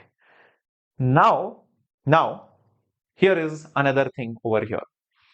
If I just consider this point at a height, at a parallel plane, think like this. The base is over here. The base is over here. Think of, in height sense, it's little difficult for me to draw. Just imagine a parallel plane and then I draw this line like this. This is basically perpendicular. This is L because of this L coordinate in the Z direction. This is basically 2L by √3. How much will this hypotenuse be? This hypotenuse will be root of L square plus 4L square by 3, which is whatever is the answer. So 3 plus 4, 7. So basically L root 7 divided by 3. That is your hypotenuse. That is basically your hypotenuse. Everyone clear till this point? And all the three hypotenuses will be the same for a point slightly above. Now, if I just look at this and this together, if I just look at this field and this field together, how much will be their individual contributions at that particular point in that air? So if I look at the force, let's say due to this charge, it will be nothing but, if I call it F1, it will be nothing but Coulomb's constant Q. We are asking about the force or field, right? So I'll put field, KQ divided by hypotenuse square. Same way, I can say that even E2 will be KQ divided by hypotenuse square. If you just take the resultant of these two, if you just take the resultant of these two, the resultant of these two, how will that resultant be? I think the resultant will be exactly in this direction, somewhere in between them. The resultant will be somewhere in between of them. It will have one Z component and one XY component. It will have one Z component and it will have one XY component in that XY plane. My point is, the moment you take the resultant, okay, the moment you take their resultant in that new plane, just try to visualize that new plane over here. Just try to visualize that new parallel plane. The triangle is somewhere over here. Their resultant, if it is like this one is in the below plane over here like this. That negative 2q charge will create a electric field attractive. These two are repulsive. So from both the sides, they will be going out of that parallel plane. Remember, this is our z direction. This is our z direction. This was our xy plane. This was our xy plane. What will happen is, because you have these two charges over here, these two charges together, whatever field they will produce is at an angle of 120 degrees. It is at an angle of 120 degrees. So the resultant will be just 2kq divided by your hypotenuse square. 120 degrees. Think about it, guys. Cos 120 is negative half. Even if you use the resultant formula, it will just come out to be number 2. So what happens is, because of that, this particular component and this particular component of these two fields will end up cancelling out each other. So you don't really have to do all this business. This component in the z direction will end up cancelling out each other, because this force will be obviously k 2q divided by hypotenuse square, and same value is over here. So hence the answer will end up being 0. Yes. So you don't really have to do all these things. This was not even needed. So just leave it like this. This will be the hypotenuse. Think of it like that. Even this field will be, third one will be k multiplied by 2q divided by whatever is the hypotenuse square. We don't even need these lengths. Just chumma I have put it over here. The point is, this field will be out of the plane like this. This field will be in that plane below it. They both will have same z components, equal and opposite. So they end up cancelling out each other. That's the point. So that's why the answer is 0. Okay. Let's go to the next question. We have a long wire which is uniformly linearly charged. The net flux through the cube of root 3 centimeters. If the wire passes through any two corners of the cube, the maximal displaced from each other would be how much? Okay, so we consider basically a cube. All right.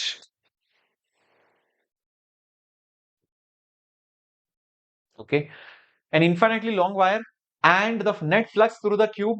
Side length is given, wire passes to any two corners. So if you take any two corners, means let's say something like this, we can take these two corners. All right, the maximally displaced from each other, how much flux will pass? So just figure out how much charge will be there over here. How much charge will be there over here, because this is the diagonal length, and diagonal will be root 3 times the side length. So side length is how much? It is itself root 3 centimeters. So into 10 to the power minus 2. So that is 3 into 10 to the power minus 2 meters. From that we can find out how much charge is there, because charge per unit length is lambda. So Q will be lambda. Lambda is how much? 2 nanocoulomb. So nano means 10 to the power minus 9 into the length. Length is 3 into 10 to the power minus 2. So this will become 6 into 10 to the power minus 11. Now from that we can find out how much is the flux. Flux is charge divided by epsilon naught. Charge is 6 into 10 to the power minus 11. Epsilon naught is 8.85 into 10 to the power minus 12. So minus 11 cancels, minus 1 goes on the top, becomes plus 10. So it will become 60 by 8.85. Is that right, everybody? Yeah, 60 divided by 8.85. Perfect, guys. Yeah. So if you want, you can leave it like that. I think they have given the answer in terms of pi. That means you don't even have to do it like this. So we know epsilon value from here. 1 by 4 pi epsilon naught is 9 into 10 to the power 9. So from this 1 by epsilon, 4 pi multiplies with 9 becomes 36 pi into 10 to the power 9. So instead of 1 by epsilon, we are putting 36 pi into 10 to the power 9, guys. Yeah. So that's it. So it will become 36 multiplied by 6, which is nothing but 216 pi into 10 to the power minus 2, uh, which is nothing but 2.16 pi. 2.165, that should be option D. Yes, absolutely right. Perfect. Very good. Excellent. Very nice. Shall we go to the next question, guys? Shall we go to the next question on your screen? And here it comes. An astronaut is taking a ball of mass m from Earth to space. He throws the ball into a circular orbit about the Earth with an altitude of so and so. From the Earth's surface to the orbit, the change in the total mechanical energy of the ball. So when that astronaut had kept the ball on Earth, it had only, when he had kept it on the Earth, it had only potential energy, but kinetic energy was not there. So potential energy will be GMM divided by R, very simply put. But the moment he put it in the orbit about the Earth's surface at some height, then the new energy in that orbit is the energy of the satellite, which is, this was negative, guys, potential energy. So it will be minus GMM divided by 2, and this is R plus H. So the question is, what is the change in the mechanical energy? So the change is this minus this. So it will be negative GMM by 2 times R plus H minus this value, which is minus GMM divided by R, which comes out to be GMM, okay, common, minus minus becomes plus, so 1 by R minus, we have 1 by 2 times R plus H. That's about it. So over here we have GMM common as it is, 1 by R, we'll keep it like that. Now guess what this height might be? 3185. 3185, guys. That is, if you take the radius of the Earth as 6370, 637, and 318. Yes, they are exactly half of it. So this divided by 20. Oh, so that means height is radius divided by 20. So height is radius divided by 20. So 2 times R plus R by 20 over here. Okay. So this will become GMM. R is common. 1 minus R has been taken outside. 1 by 2 by 20. 2 by 20 over here. And this will become 21. Okay. So this will become GMM divided by R. 2 by 20 will become 1 by 10. 10 goes on the top. So 1 minus 10 divided by 21. So it will become GMM by R. 21 minus 10 is 11. So 11 by 21. So 11 by 21. So X should be 11 number. Yes, perfect. That is the answer. Yeah. No, X is not 10. See where you made the mistake. Yeah, this is the right answer, man. Okay, cool, perfect, very nice. So, oh, this question just got repeated, guys. I'm skipping it. Moving on to the next question on your screen. 12 wires, each of having resistance 2 ohms, are joined to form a cube. A battery of 6 volts is joined across points A and C. The voltage difference between E and F is. Guys, this is a symmetry related question. This is a symmetry related question, guys. The question is, what is the voltage difference between E and F? So you have connected the wires here. So how will the currents get distributed? So from the battery, let's say the current is I, which is going like this. At this point, some current will get distributed here and some current will get distributed here. Out of that, by symmetry, I know that this is the plane of symmetry. So point B, D, G and E are equipotential plane of symmetry, guys. So I don't even need this wire and this wire. So if I redraw the same diagram, Again, yeah, this wire is not needed. Same potential, same thing over here also. Like this. This is the equivalent circuit. And now this extra wire is there, this extra wire is there, and that's all. And these four wires and these four wires. So now we know these two are resistances RR. This is also RR. This is R. This is R. This is R. This is R. This is R. And this is R. In the next step, I can just say that let me just forget these. Let me just forget this. And if I just condense them into a simple circuit, even this I can forget, because two series and two parallel. So guys, the equivalent resistance will just be R only. That's all. So I can see that this will be just R and this will be also just R only. Why? Because R is 2R, RR is 2R. They are in parallel. So again, it will become R. So this resistance is R. This is also R. Now these three are in series. So in the next step, I might as well just forget this. So that's about it. Yeah. And therefore, it's nothing but 3R in series. Is that right? So from this, we'll get R equivalent. R equivalent, because they're in parallel, is R1, R2 divided by R1 plus R2. So it will become 3R divided by 4. And the resistance is 2 ohms. So this will become 3 multiplied by 2 by 4. So 2 by 4 means 1 by 2. So it will become 3 by 2 ohms. That is your equivalent resistance. This much is clear. Why the equivalent resistance is 3 by 2 ohms? Okay. From this, maybe we can backtrack and figure out what we can do. Question is, what is the potential difference between E and F? What is the potential difference between E and F? So think, how will the currents flow? So backtrack. First of all, if I try to find the current in this circuit, this current will be total voltage by the resistance, which is 3 by 2 ohms. So 6 by 3 is 2, 2 2s are 4. So 4 amperes of current will be going. But this current will now get distributed into two branches. This current, won't it get distributed into two branches, guys? Yes or no? Think about it. Everybody with me? Yeah?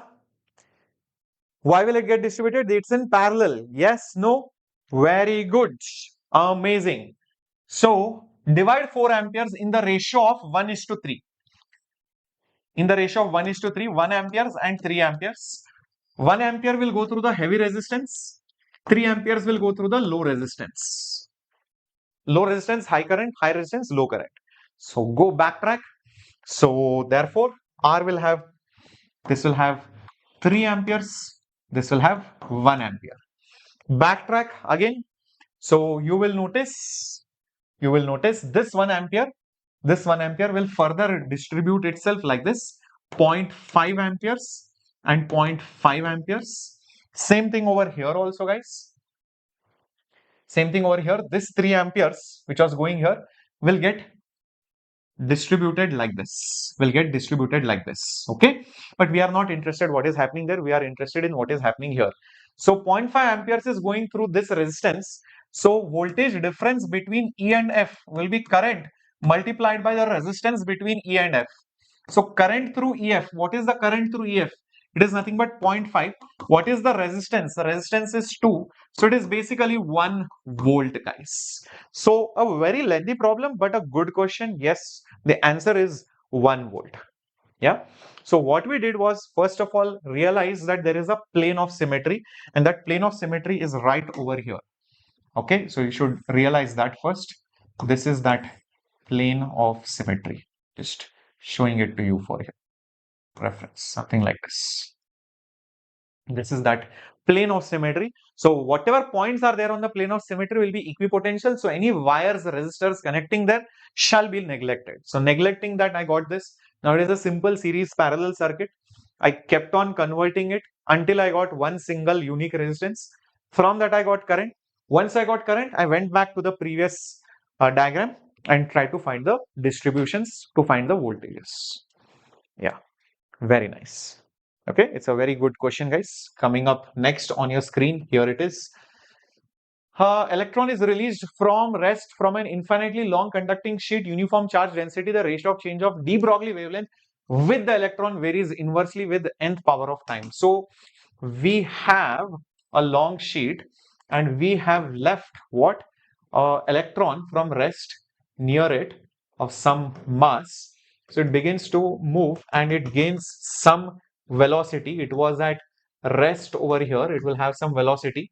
And once it has some velocity, obviously it will have a de Broglie wavelength. So question is, what is that rate of change of de Broglie wavelength? Okay. First of all, because it is a long infinitely charged sheet, non-conducting sheet, the field due to that will be uniform. Hence, because of that, the force the force which is charged into the field will be uniform, because of which the acceleration will be also uniform. So these are the basic things which I realized. So from this, if I try to find velocity, uniform accelerated motion, u plus at, guys, kinematics, 0 plus a into t. So v is nothing but at. So therefore, momentum is m into v. So it is mat, guys. That's your momentum. A is constant, m is constant, time is the only variable. So last thing is de Broglie wavelength. So de Broglie wavelength is h, Planck's constant by momentum. So h by ma, but you take t on the top because I want to take derivative in the next step. Question is, what is the rate of change of de Broglie wavelength? So therefore, d lambda by dt will be h is constant, m is constant, a is constant. So derivative of t raised to minus 1 with respect to t. So it will become h by ma. This will become negative 1 into t raised to minus 2. So therefore minus h by ma, and we'll have t raised to minus 2 over here. This is d lambda by dt. So obviously this is proportional to negative power of 2. So n value will be negative 2, or you can say inversely proportional to the square of the time. Yeah, is inversely proportional, they have asked. So in that case, we will just say, instead of t raised to minus 2, you can just write it as 1 by t square, because they have put inverse. So this is d lambda by dt. So d lambda by dt is inversely related to t square. So hence number 2. Okay, guys. Yeah. Perfect. Why can't the plane of the symmetry be from C to D? Very good question. So I'll tell you why. Whenever in such questions there is some current entering and current exiting, you have to figure out the plane of symmetry about these 2 points. The diagram might be anything, guys. So always join the line between the 2 points where you are trying to find the equivalent, and then drop a perpendicular bisector. So that perpendicular bisector should be your plane of symmetry. So that's why ACFH, although it can cut the cube equally, but you can see it is not the perpendicular bisector. So all these current electricity problems, always choose the points between which the current is entering and exiting. Like over here, it is this point and this point. This is the line. This is the perpendicular bisector. So that should be the plane of symmetry. And on that plane or line only, all points will be equipotential. So you can disconnect any wire or resistive or capacitive element. Okay. So one last question. I think we can keep it as homework. Now it's time for Diksha ma'am or Namrata ma'am. Yeah. Yeah. Jayashree, I'll be taking it very soon. I'll just give you a hint maybe for this question. A bullet hits door, embedded, door is wide, mass hinged, one end rotates, vertical axis, omega, angular speed after the bullet embeds into the door, and find the value of something, mass of the bullet. Ignore the mass of the bullet as compared to the door. I think just for finding moment of inertia sake, but for impulse we'll need it. So think of it like this. Mm, yeah, this is that door. This is that axis, and your bullet uh, is hinged at one end without friction. Is fired into a door and exactly at the center of the door. So this bullet is going and hitting over here. So this is how that bullet is going to travel. And because of that, afterwards, you will see the door will begin to rotate with some angular velocity. So just use conservation of angular momentum about this axis, you will get the answer. But best thing to do is solve it top-wise in the top view. So in the top view, you will see things very clearly. The bullet is coming and hitting it over here. So this will be before, and afterwards, you will notice this thing is rotating like this. This is your bullet, right? It will get embedded over here, and you will see it is rotating like this with some angular velocity. So this will be initial, this will be final, and conserve conserve angular momentum. That's all. These kind of questions, when it rotates, conserve angular momentum. Conserve angular momentum. And this was just shown to you for three-dimensional purpose. So this is the main view which you will need, which is basically your top view. So this is your top view of that door. Okay. So solve it. After this, you will get it. I have kept the solution and the answer on the next slide. Download the PDF and see, check your answers. Okay. Great. You will be able to download it after some time and do that. Okay. Cool. So it's time now for, I think, let me see.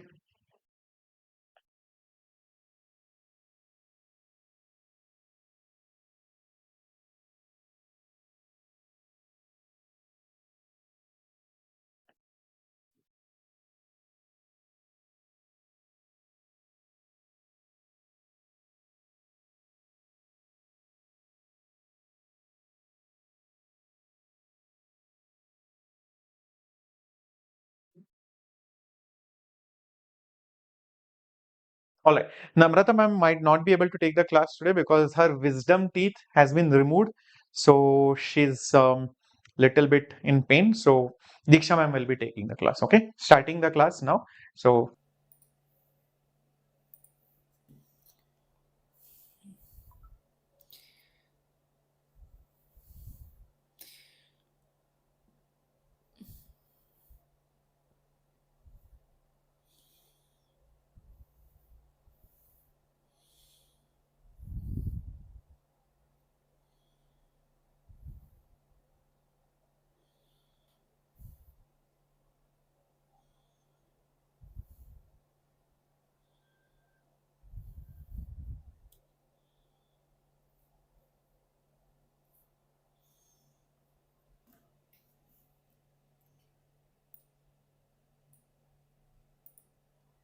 Hello.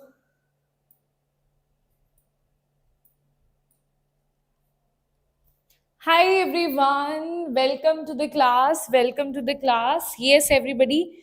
Do let me know if I am clearly visible and audible to all of you or not. Everybody in the chat box. Do let me know if I am clearly visible and audible to all of you. Right, everyone? Yes, I think I am audible. Yes. It was cancelled middle of the class. Yeah.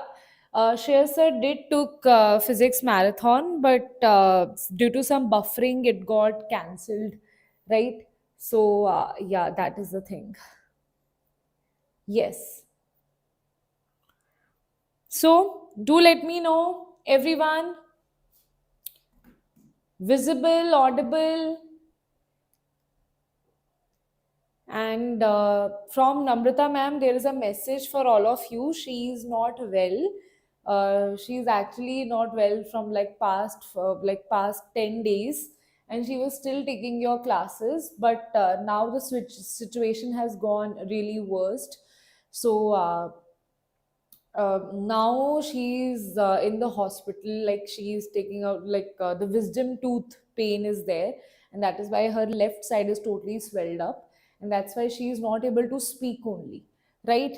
So that is the reason she is not taking the classes. And today I think the surgery will be done, wisdom tooth surgery will be done. And after that, I am not sure will she be able to take the class tomorrow or not, because obviously she'll be on rest, but she is trying her best, right? So yes, that is the thing. So all of you were asking for that, and that is the reason. Okay. Yes, everybody.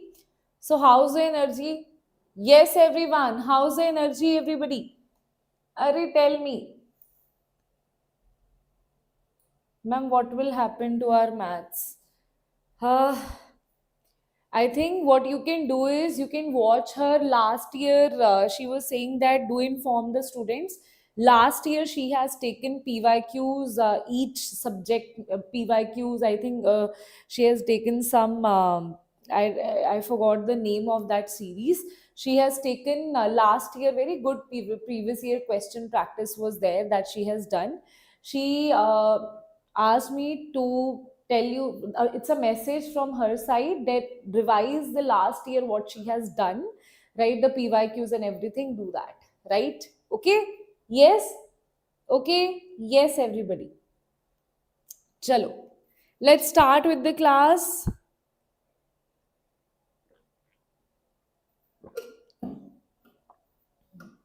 Chalo, let's start with the class. Let's start with the class. But a chemistry full marathon is going to happen on Sunday, right? Yes. Chalo, let's start with the class, everyone. Everyone in the chat box. The first question on your screen is the decomposition of gaseous substances to yield gaseous products B and C follows first order kinetics. So they are saying the decomposition of a gaseous substance. There is some gaseous substance, that is A. Its decomposition gives you B and C. B and C, it is given by that gaseous compound. So it follows first order kinetics if initially only A is present. That means if I say initially, if I say they are talking about pressure, so I'll take the initial pressure, let's say as P naught, right? Initially only A is present, so the pressure initially of B and C is going to be 0 here, right? After that, it is saying that after 10 minutes, after the start of the reaction, the pressure is 200 mm of Hg and total pressure is this. The pressure of A is this. So after some time, what happened? This will become P naught minus X into stoichiometry. This will be X and this will be X. So he is saying that the total pressure, so it's a combination of two things, right? So here equilibrium, like the equation of equilibrium and all, how decomposition happens that we used to do in equilibrium, that you will apply, then you will use the formula of first order reaction. Okay, so it is going to be the decomposition of gases, this to follow first order the kinetic, the initially only A is present. Now they're saying the pressure of A is 200 mm of Hg. That means this is going to be 200 mm, right? And they are saying the total pressure is 300. Total pressure is P naught minus X plus X plus X. So you add all of them, that will become the total pressure, and it is going to be 300. So if you do this, this will be P naught plus X is going to be 300, and here total pressure means P naught minus X is given to be 200, right? So what you have to do here, just subtract both of them, and what you will get here is P naught will cancel, this will become 2x, this will minus will become plus here, right? This will become 2s and this will become 100. So X is going to be 50 here, right? Tell me, is that clear how we got the value X is equals to 50 here? Tell me, everyone. Got it? Now what we will do? Now we will apply the formula of first order reaction. That is, oh, wait a minute. It was written only here. Chalo, what I'll do now? What I'll do? Wait a minute. I'll just mark it here, right? Okay. So if I say K is equals to 1 by T, okay, you can say 2.303 by T log of initial concentration was P naught and final concentration of A was P naught minus X, right? So here if I see, you must also calculate the value of P naught here. What is the value of P naught here? If X is given to be 50, P naught minus X is going to be 200 and X is given to be 50. So P naught minus 50 is equals to 200. So that means P naught is going to be 250 here, right? That simply means P naught is going to be 250 here, right? So what you will do? What is the difference between A and D? What is the difference between A and D? Beta A and D so has a lot of difference. Okay? Here it is 1.25 and here it is 1.5. That is the difference. Okay. Now they have not even asked you to calculate this all of this here. So what you will say 2.303, the time is given to be 30 minutes and they are asking you it in seconds. So here it is given to be 30, 10 minutes is given to you. 10 minutes means 60 multiply, that will be 60 second. Initial it is given to be 250, here it is 50.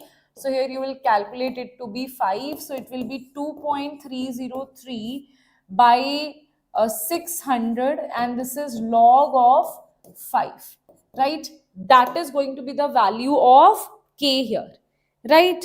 So tell me what it matches here, what it matches here. अच्छा, this is given to be 200 not 50. ठीक है, my bad. P naught minus X is given to be 200. Actually I also have fever today. I don't know what is happening. All your teachers are getting like not well. I also have fever at this point and that's why I'm feeling shivering. I'm shivering right now when I'm writing all of this. ठीक है. So this is going to be is 2.33, this is by 600, or you can also write it like this, log of this is 200, this will cancel out, this will be 4 and this will be 5, so this will be 5 by 4, right? Or you can also write it as in the form of ln, so this will be 1 by 600, right?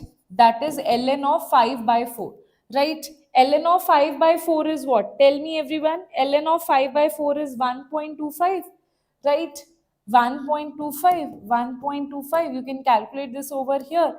And 1 by 600, ln of 1.25. 1 by 600, 1.25. 1.25 should be there.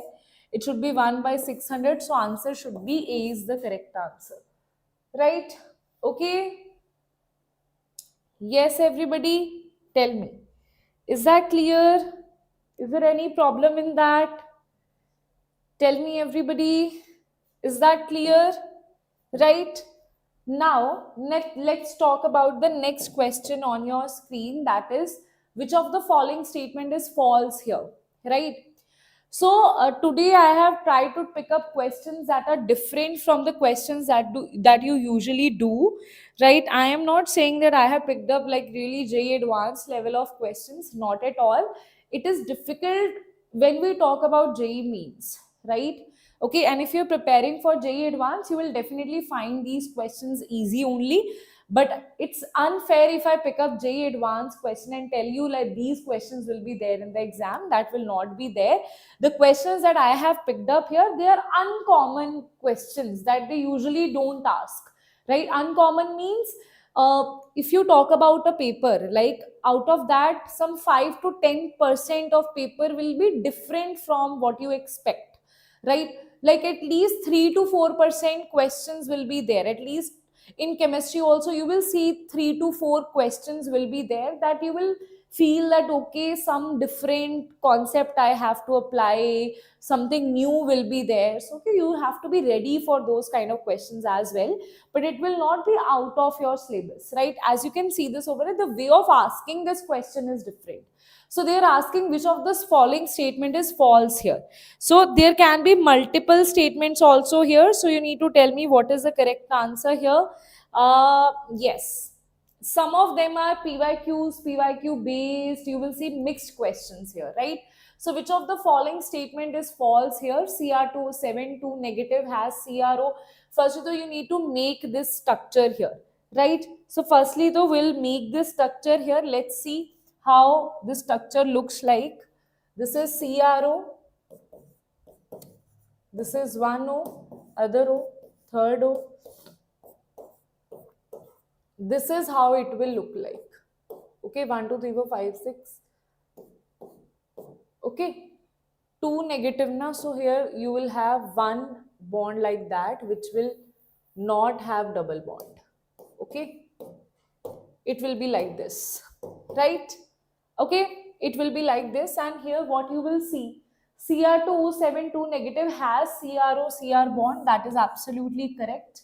Then MnO4 is a tetrahedral shape. Yes, definitely yes. It is double bond O, or you can say it like this. This is double bond O, double bond O, double bond O. This is O negative, right? This is O negative. So definitely this is MnO4 negative that has a tetrahedral shape. That is also correct. K2Cr2O7 is less soluble in water. That's absolutely correct. That is the reason we convert Na2CO2O7, Cr2O7 to K2Cr2O7. That is the reason here, right? And that's why we have, this is more less soluble. Potassium dichromate is less soluble as compared to sodium dichromate. Right, then the last part is Cr2O7 2 negative. There are 8 equivalent CrO bonds here. See, all the bonds are not equivalent here. As you can see, this is CrO single bond, this is a single bond, this is a double bond, right? So these bonds are not equivalent here. So answer will be D is the incorrect statement here. So D is going to be the correct answer here, right? Okay, tell me. Yes, everyone. Yes, got it. So D is the correct answer here. Right? Done. Next question is, as you can see, consider the following reaction. This I feel most of you should be prepared for this, because these kind of question I have covered enough in my sessions as well. This is a different question, but it is so much repeated that now it has become a common question, right? So if you see this here, which follows the mechanism given below, so you have to find the order of this reaction. So how do you find out? Firstly, we see the slowest reaction, slowest step here. This is the slowest step.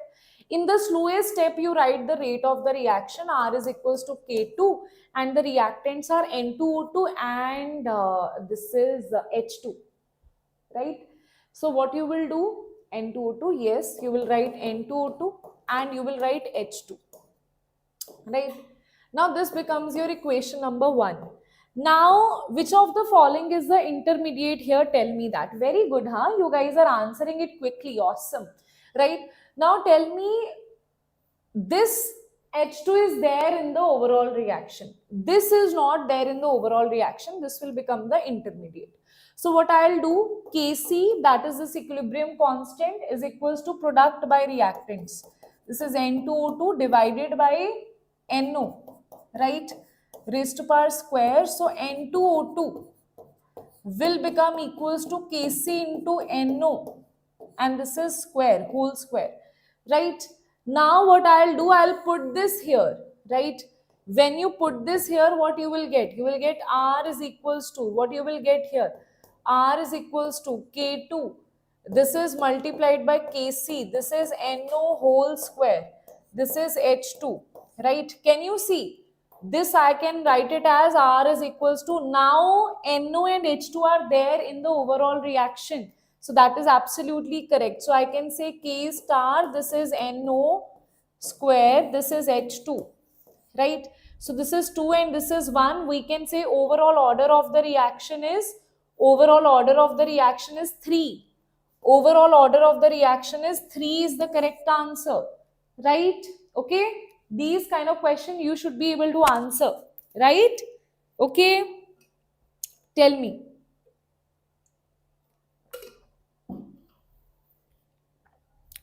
I'm not only able to speak with energy. I'm trying my best to speak with energy, but literally my hands are literally shivering. So I don't know how Namrata ma'am took the classes when she was not well. It's very tough, huh? To take classes when you're not well. I was like, these kids, even Namrata ma'am is not well, you know. If Diksha ma'am also is like I have fever, then you'll be like, what is happening? Huh? Someone has given some kind of nazar, huh? On JEE English, some kind of nazar. We need to have Kala Tikka on JEE English. Everyone is getting sick, huh? Everyone is falling ill.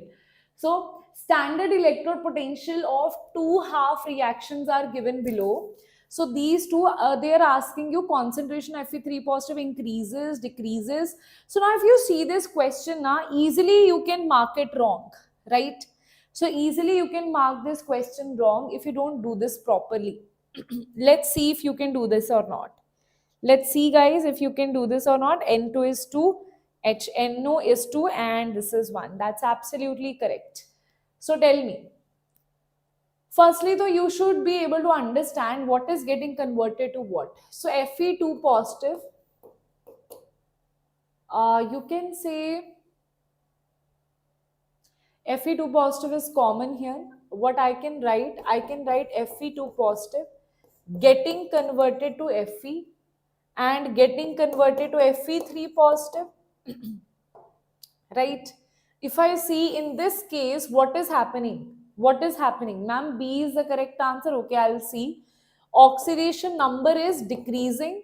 So it is reduction. Here, these are not direct question, but these are like doable, but not direct. And exactly these kind of question is what they ask in JEE. They will not be so tough, but they will be like you can do mistakes here, right? They are those kind of questions, right? So Fe2 positive to Fe, here oxidation number increases. That is oxidation is happening. So if I say oxidation is happening here, what I'll do here? Tell me. If I say oxidation is happening, this is reduction, this is oxidation. So E naught cell is always equals to E naught of reduction, cathode minus anode. Cathode is this, that is Fe2 positive to Fe, this reduction minus E naught of anode, that is Fe3 positive to Fe. I am going to write reduction potential, so I will not write 2 positive to 3 positive, I will write 3 positive to 2 positive only. So 2 positive to Fe, this reduction potential is, wait a minute, E naught of cathode minus E naught of anode, na? Fe2 positive is getting converted to this, wait a minute.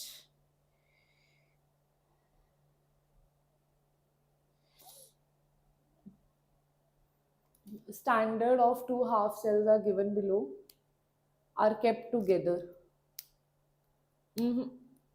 SNI, we will do it, right? Because we need to identify one thing here, na?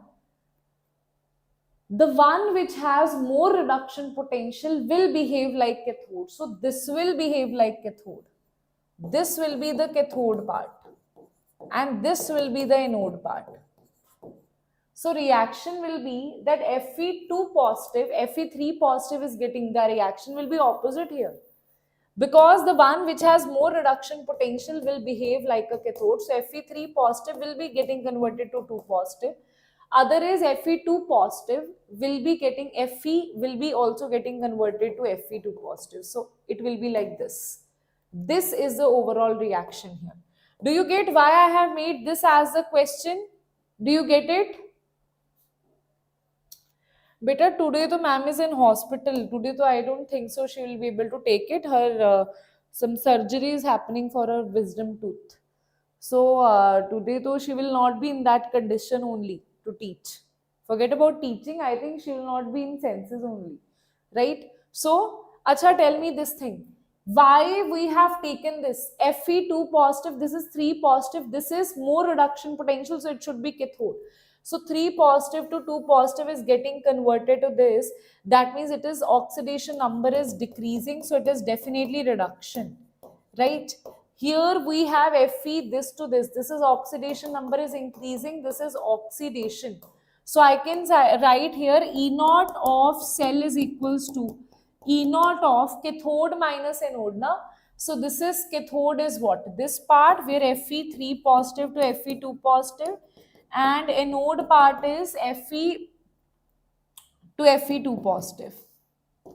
Fe2 positive to Fe. That is anode part. So this will be, this is 0.77. This is minus of minus 0.44. So whatever is the value, this will come out to be 0.77 plus 0.44. So it is 11. This is 11, 12. So it will be 1.21. Okay, 1.21 volt. Now this is a positive value. Now tell me, whenever E naught is positive, this is for spontaneous reaction. This is for spontaneous reaction. Whenever I say the reaction is spontaneous, what we are going to do? Right?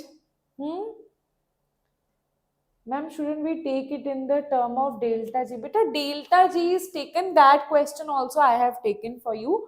Right? Here they are not asking you to do A to B, B to C. They are not saying to do addition of two electrode potentials. When there is addition of two electrode potential, you have to find the final electrode potential. Then you do delta G in that formation. That is conservation of delta G. But here you will not, you don't need to apply that here, right? So here delta E is not is positive, that means delta G will be negative. That means it is a spontaneous reaction. It means this reaction will occur, and in this case the concentration of Fe3 positive increases, not at all. Fe3 positive is decreasing, right? So that is absolutely correct that it decreases. Mass of Fe increases, Fe will increase, definitely not, it is decreasing. Concentration of Fe2 positive decreases, no, it is increasing. So answer will be B is the correct answer here. Tell me, is that clear? Tell me, is that clear everyone? Okay, shall I move ahead? So this though we have done already. Now next question is everyone on your screen, we have next question, that is FeCr2O4. This is a preparation step where firstly with Na2CO2, then you have the formation of chromate, then you will have the formation of dichromate, then dichromate with H2O2 will give you CrO5. Okay, so the reaction will be like this. If you can see, the reaction will be this chromite is going to give you chromate. That is, this is chromate. Then you will have dichromate. Then you will have dichromate. Chromate is Na2CrO4, dichromate is Na2Cr2O7 it is. Okay, it is Cr2, it is not C2, it is Cr2O7, right? Then after the reaction of dichromate with H2O2, it gives you CrO5. Now they are asking you some questions here. In all the three compounds, chromium is in +6 oxidation state.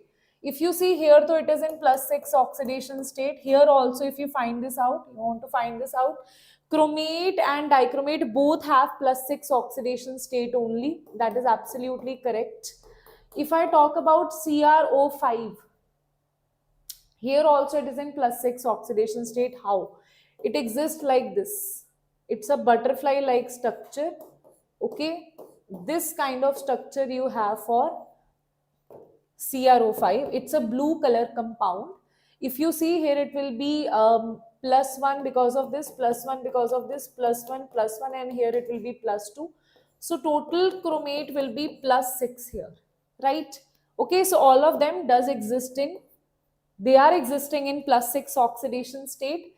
Then they are asking you true now. So first is true. Then Z is a deep blue color compound, definitely, which decomposes rapidly in the aqueous solution into Cr3 positive and dioxygen. So this is definitely a blue colored butterfly like structure compound, and when it is left for standing, it converts into Cr3 positive and O2 here, right? That is also absolutely correct. So next is the saturated solution of Y gives bright orange compound. Saturated solution of Y means sodium dichromate, they are saying. Y gives bright orange compound chromic anhydride with concentrated H2SO4. So they are saying you have sodium dichromate, that with H2SO4 it will give you CrO3, that is an orange color compound. That is also absolutely correct here. So answer will be all the statements are correct here. So answer is D is the correct answer here. Okay? Right, everybody, tell me. Is that clear?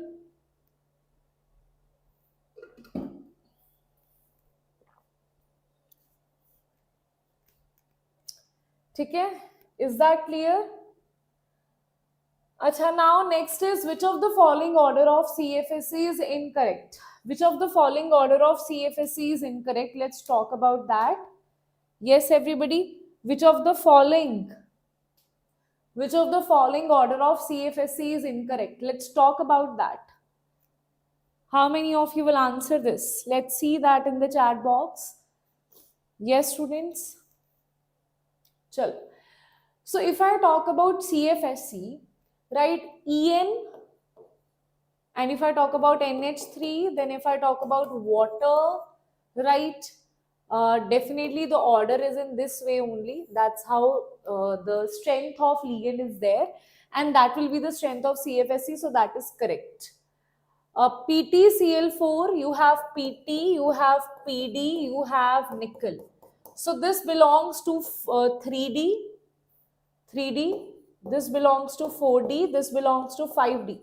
So down the group, the CFSE increases. So what will happen? CFSE will be in this order. So that order is given here, PT, PD and nickel. That is absolutely correct here. Then nickel DMG. Now if you talk about DMG here and En, both are chelating ligands. That is the catch.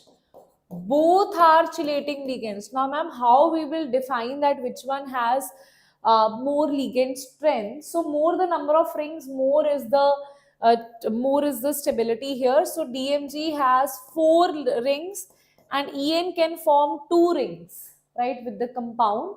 So, if you see with nickel, it will form 4 rings here, DMG, and this will form 2 rings, and that is the reason this should be more stable. And that is why this is the incorrect answer here. This is correct, this is correct, this is incorrect, this is correct. So incorrect, they are asking you, order is incorrect, so answer will be C is the correct answer here, right? Last also, it is true that En is more strong as compared to oxalato, as compared to when we compare their strength of ligands, right? Okay, done. Yes, very good, Sanchit. Right. So DMG is incorrect CFSE because the stability of chelated complexes is directly related to the number of stable rings. Then guys, we have next part here. That is next question. Let's see how many of you will be able to answer this. Which of the following, these questions are, if you see, ma'am, why they are challenging questions, ma'am.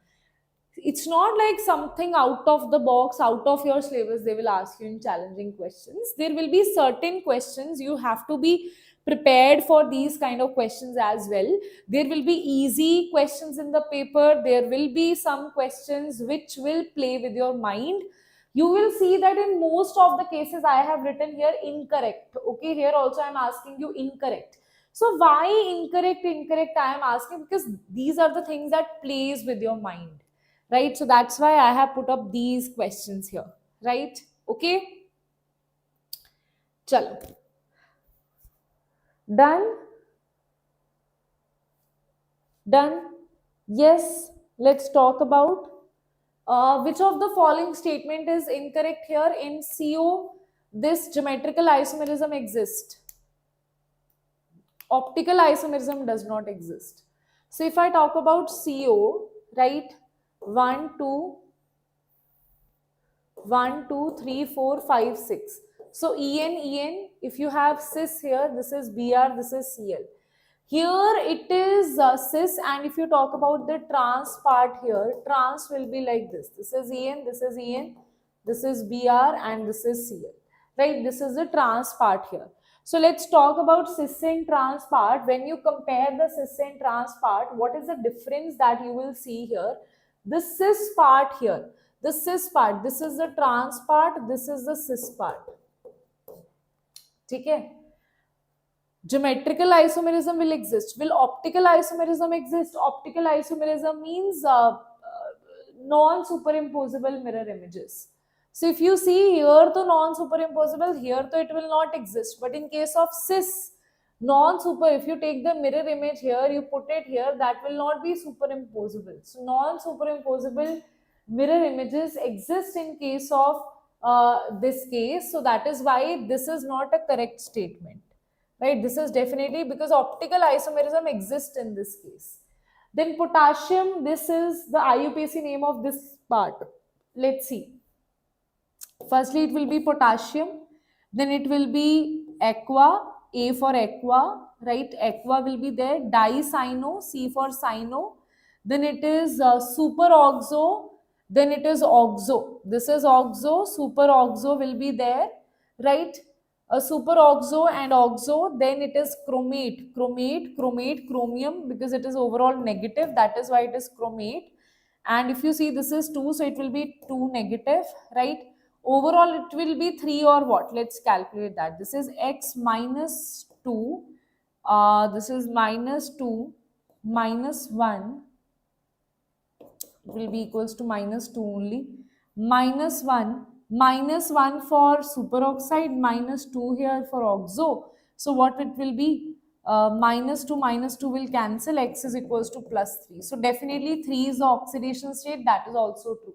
There are 3 geometrical and 15 stereoisomers.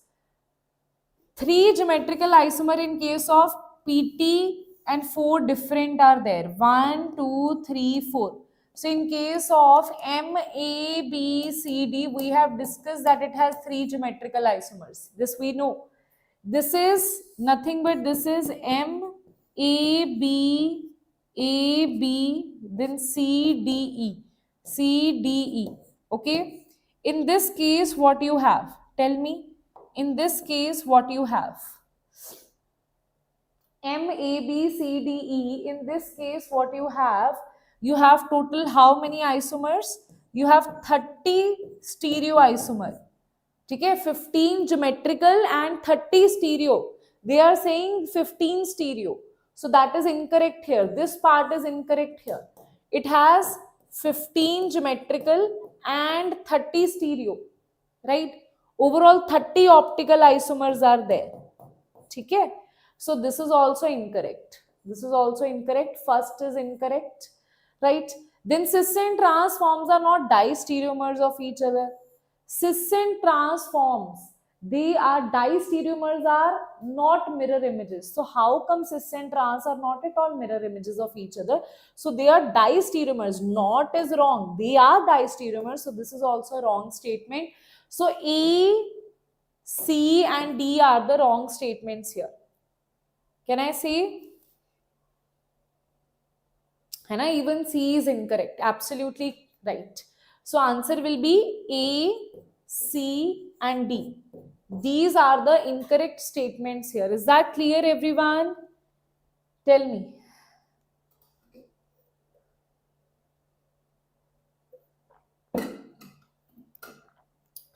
Done? Okay. So all of this is explanation. It is written, right? Next is two reactions. A2 products, B2 products follow first order kinetics. Rate of reaction of one is doubled when the temperature is raised from this to this. The half-life for this reaction is this. At same temperature, B is decomposed. Let's talk about this question here. Yes, everybody?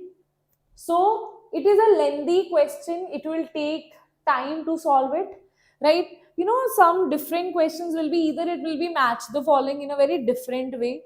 Okay, I'll tell you that kind of question as well. Or either it will be incorrect statement, multiple statements will be incorrect there, these kind of questions.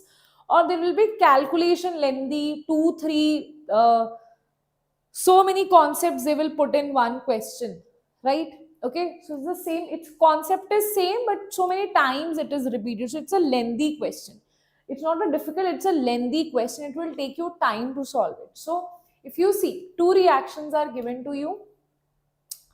Rate of reaction is doubled. For first reaction, that is given to be A2 product. If rate of reaction is doubled, Rate of reaction is doubled when the temperature is raised from this to this. So temperature T1 is 300 Kelvin, T2 is given to be 310 Kelvin, and K2 is equals to 2 of K1. That is given to you, right? Huh. So, and they are talking about activation energy of the reaction of second is half of first. So that means if here I am able to find out the activation energy of first, I'll be able to find out the activation energy of second, right? So let's find the activation energy of second. Firstly, let's find the activation energy of first. How do you find the activation? Yes. So activation energy, this is the formula, right? This is the formula. This is 1 by T1 minus 1 by T2. That will be T1 into T2, T2 minus T1. Okay? So if I write this here, I'll just write this formula here. Log of K2 by K1 EA by 2.303 R 1 by, you can also write it like this, T1 into T2, T2 minus T1. ठीक है? T2 minus T1, 310 minus 300, that is 10, right? So what you will do here, you will multiply 10 divided by 310 into 300, T1 into T2. Activation energy you will have to find out here. Activation energy is what you need to find out here. R, you know, 8.314, this is given to you. K2 by K1 is 2 here. As you can see, we have already calculated. K2 by K1 is given to be 2 here.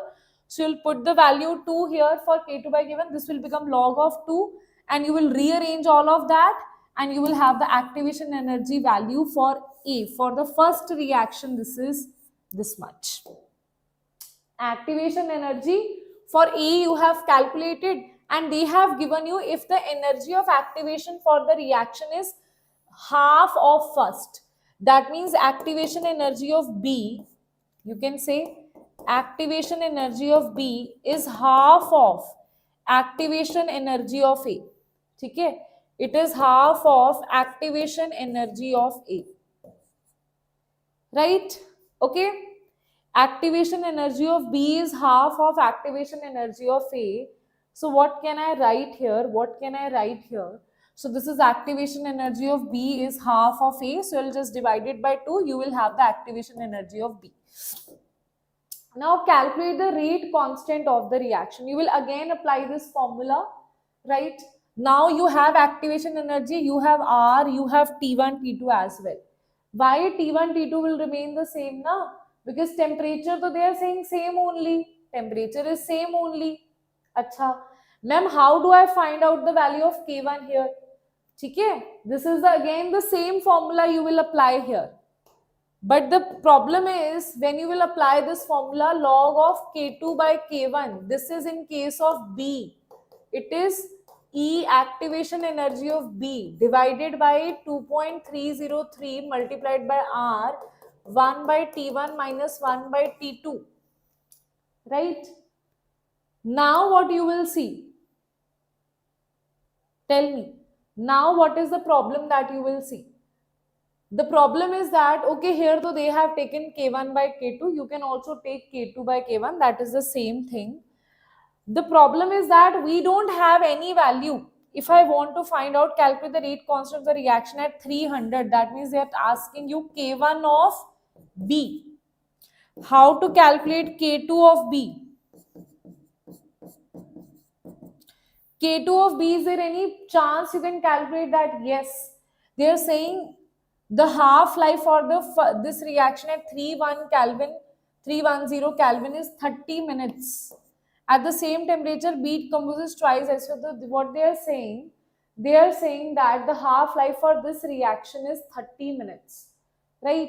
So that means at 310, if you apply the value of T half here, and what they are saying, at the same temperature, B decomposes twice as fast as A. That means if time taken, time T half of A is given to be 30 minutes. Now if B is twice of A, that means the time taken will be half of that. That means it will be 50 minutes. So if you have T half here, right, you can, this though you don't need to calculate, this one though is not needed here, this one is not needed here. Okay, now you will calculate the value of K2 of B. Why you will calculate the value of K2 of B here? Right? Because you need to put it here. When you put K2 value, when you know EA value, you know T1 and T2, you will put all of that, then only you will get the value of K1 now. Okay?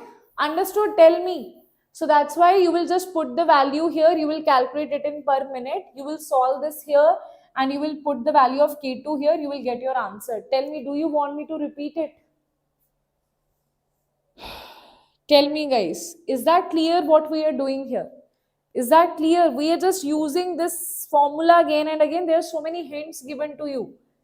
See, I'll again repeat it. Firstly, what they told you, they said that there is one reaction where T1 and T2 will remain same throughout. First, second reaction, it will remain same. In the first case, K2 is double of K1 that they have given. So I'll find the activation energy of that. Then I find the activation energy of A from this formula. Then they have given activation energy of B is half of A. Then I am able to find the activation energy of B here. Then they are asking me to calculate the value of K1 of B. So what I have in this equation, I know the value of T1, I know the value of T2, I know the value of activation energy of B. I don't know what is K1, I don't know what is K2. Okay? I don't know what is K2. So K1 they are asking you. K2 you can find because they have given you that when the temperature is 310 Kelvin, 30 minute is the T half for first reaction. And they are saying at the same temperature, that means at 310 temperature, where K2 is the rate constant, at that point B decomposes twice as fast. So if here it is taking 30 minutes, so if it is more fast, here it will take 15 minutes, it is twice fast, that means half time it will take as compared to A. So that's why T half of B we know. Now we'll put the value here in the formula of T half and rate constant. You will have the value of rate constant of B at temperature 310. Now you put it here and you will have your answer. Tell me, any problem? Any problem? This was a lengthy question, okay? And this is like important question. If they ask you these kind of questions in the exam, I would say it's a doable question, but definitely it's a lengthy question, right? Okay, done everyone? Tell me. Done? Acha. Now let's see. These are match the following kind of question, which again can be confusing for you because they have not given C is matching with Q, C is matching with this. They are giving A is matching with P and Q, B is matching with R and Q. That means match the following it is, but one part is matching with two things, right? That is the problem. That's why you can't hit and trial and you can't just guess work here. That will not work in these kind of questions, right? So you'll have to solve it properly. So if I talk about dilute solution of HCl, okay? Dilute solution of HCl, dilute solution, you should know what is there. So at cathode you will have H2, at anode you will have Cl2. Okay? This is cathode, this is anode. If I talk about dilute solution, this is from product of electrolysis. Okay? So this you should know as it is, what it is giving what thing, right? That's why this question you can only solve when you know all the answers. You can't, sometimes in match the following, even if you know one part, you will be able to solve others. But in these kind of questions, you have to be very precise. Okay. So dilute NaCl, again it will be H2 and Cl2 here, right? If I talk about concentrated NaCl, again it will be same. It is H2 and Cl2 here. That's amazing. And if I talk about AgNO3 solution, concentrated solution. In case of concentrated solution, Ag is deposited at cathode, and O2 is evolved at, there can be chances either O2, water, O2 is evolved at anode. Yes. So these are the 5 parts that you have. Now all you need to do is just do match the following. Dilute HCl is H2Cl2. H2 is here and Cl2 is here. That means Q and R. Right? So A is Q and R. Q and R is only in this case. So answer will be C is the correct answer. B is also Q and R. C is also Q and R because it is same. D is P and S. If you see, D is P is O2 and S is Ag. So that is absolutely correct. So answer is C is the correct answer here. Right, everyone? Tell me. Yes, students?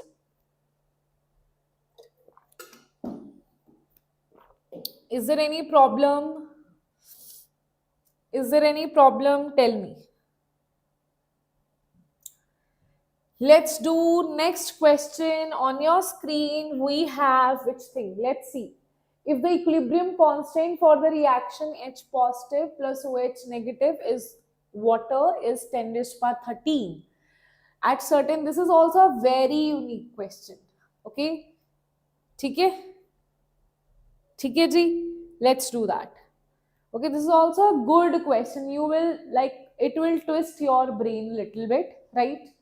So if you see the equilibrium constant for the reaction, this reaction is given to you and this reaction they have given. For this you have to find out. This is H positive plus OH negative, give rise to H2O.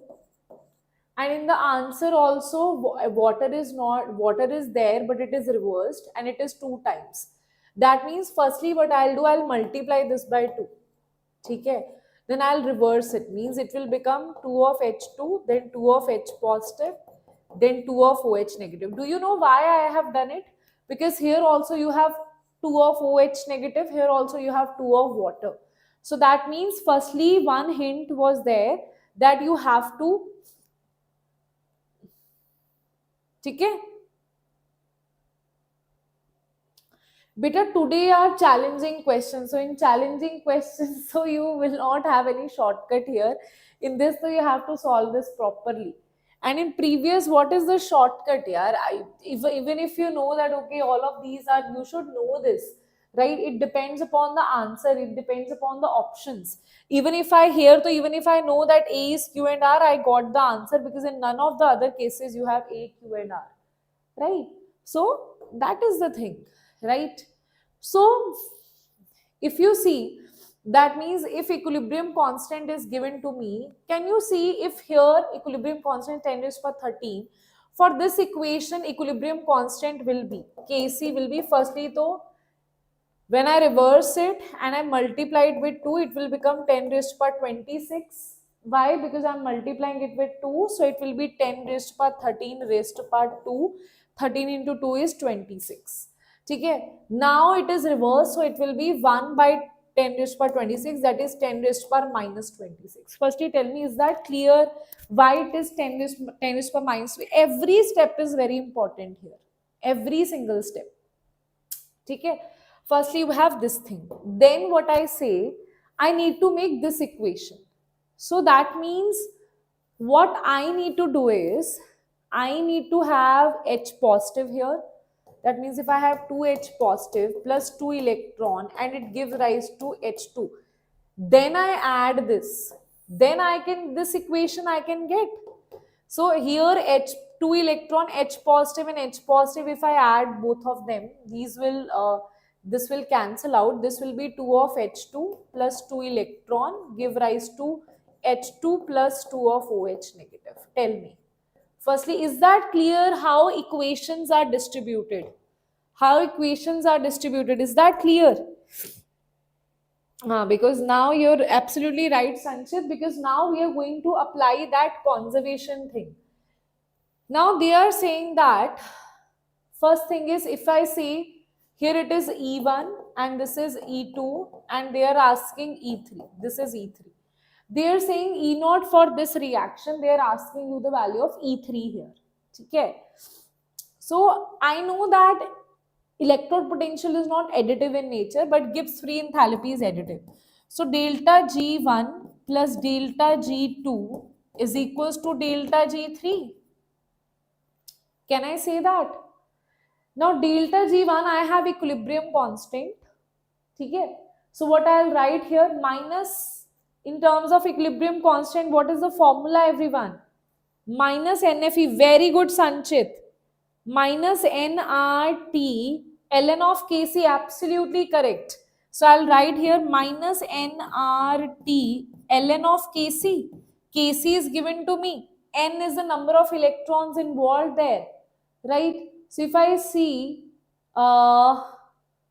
two electrons here, okay, delta, this I'll write in the form of minus NF E cell, E naught cell. This is I'll write E naught, E naught, E naught only, right? And this will be equals to minus NF E3, E3 naught. Okay. Now tell me, can I say this is not E naught cell, this is E naught of 2. Okay. This is E naught, this. Acha, can I say E naught here is equals to 0? Can I say here E naught is equals to 0? Tell me everyone. Can I say that E naught here is equals to 0? Tell me everyone over there. Tell me. Done?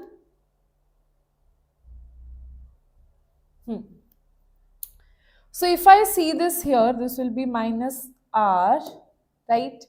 Now though nothing you are left with. Now though you just have to put the value. If I say here it is equals to 0, so this value will vanish. So what I can write here, I can absolutely clearly write here that this minus RT, you can write here minus RT ln of Kc, or you can say minus 2.303 RT log of Kc is equals to, this is minus NF E naught minus NF E3 naught. And E3 naught is what they are asking you now. This is nothing but E3 naught. Equilibrium constant is 10 raised to power minus 26. So you'll just put it here. Minus minus will cancel. This is 2.303. This is R is 8.314. And temperature is given to be what? 2.303 RT. Temperature is given to be what? I think standard temperature is given to you, right? You can also take it like this, 0.059 also you can say 2.03 RT by F. So you can also write it here multiplied by F. You can also write it here 2.303, that means 0.05, 0.066 multiplied by Faraday also you can write here. This also can be substituted 0.066 multiplied by Faraday, that is 96500. Okay. Log of 10 raised to power minus 26. This is 2. 2 electrons are involved here. 2 electrons are involved here. Right? Faraday again. Faraday will cancel only again. Right? This and this will cancel. Right? This is E3 naught. So E3 naught is nothing but it is 0.066. This will become minus 26. Log of 10 is 1 only, divided by 2. So it will be 0.066 minus, it is minus of 0.066 multiplied by 13, and that will be your E3 naught. Okay? ठीक है? हाँ. Done? Tell me. So, yes, answer will be 0.065 by 2 log of this. Huh. Ma'am, 2 is this. Faraday was included now. That is the reason I don't need to calculate the value of Faraday. I need the value of 2.303 RT. So there I find out the value of 2.30 RT will be 2.303 RT will be 0.066 into Faraday. So I have put this value, I have now put the value of 2.303 RT by Faraday. I have put it in terms of Faraday. Faraday will cancel, you will have your answer here, right? Okay. And after calculating, it will be minus 0.858.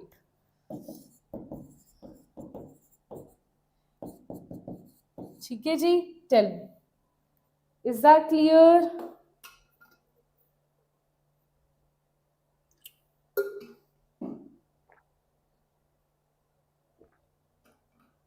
Tell me. Is that clear? Right? So I have solved it already. So that will be the answer. Let's talk about the next question here. Next question here, right? Let's solve it. So PA is given to you. PA is partial pressure of A and X is the mole fraction of B in liquid phase. Okay. Firstly, I'll talk about A. PA is the partial pressure and X is the mole fraction. For B, partial pressure is PB and Y is the mole fraction of, wait a minute. X is the mole fraction of B. X is the mole fraction of B. Y is the mole fraction of A. Okay. We have written that X is a mole fraction of B and Y is a mole fraction of A in the vapor phase. Okay? Of A in the vapor phase. I have told you this is Y is the mole fraction of A in the vapor phase, mole fraction of B in liquid phase in the mixture of two liquids A and B. Okay. So P naught B is what? This is what they are asking you. Okay. For this, firstly, though, we'll have to apply Dalton's law here, right? What is Dalton's law, everyone? Tell me, what is Dalton's law? Dalton's law is PA divided by PB. For PA, you have X, or you can also write it like PB divided by PA. Partial pressure, you can say, is directly proportional to the mole fraction. For B, it is X. For A, it is Y. So I'll write it in terms of whatever term you can use here. So I'll write it PB by PA. If I say PB is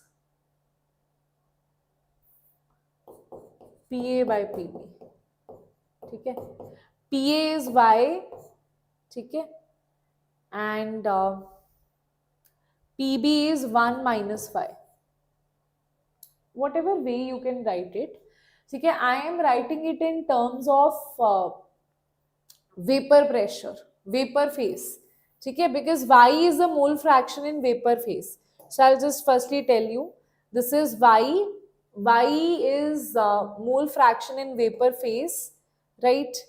For A, so it will be 1 minus Y for B, okay?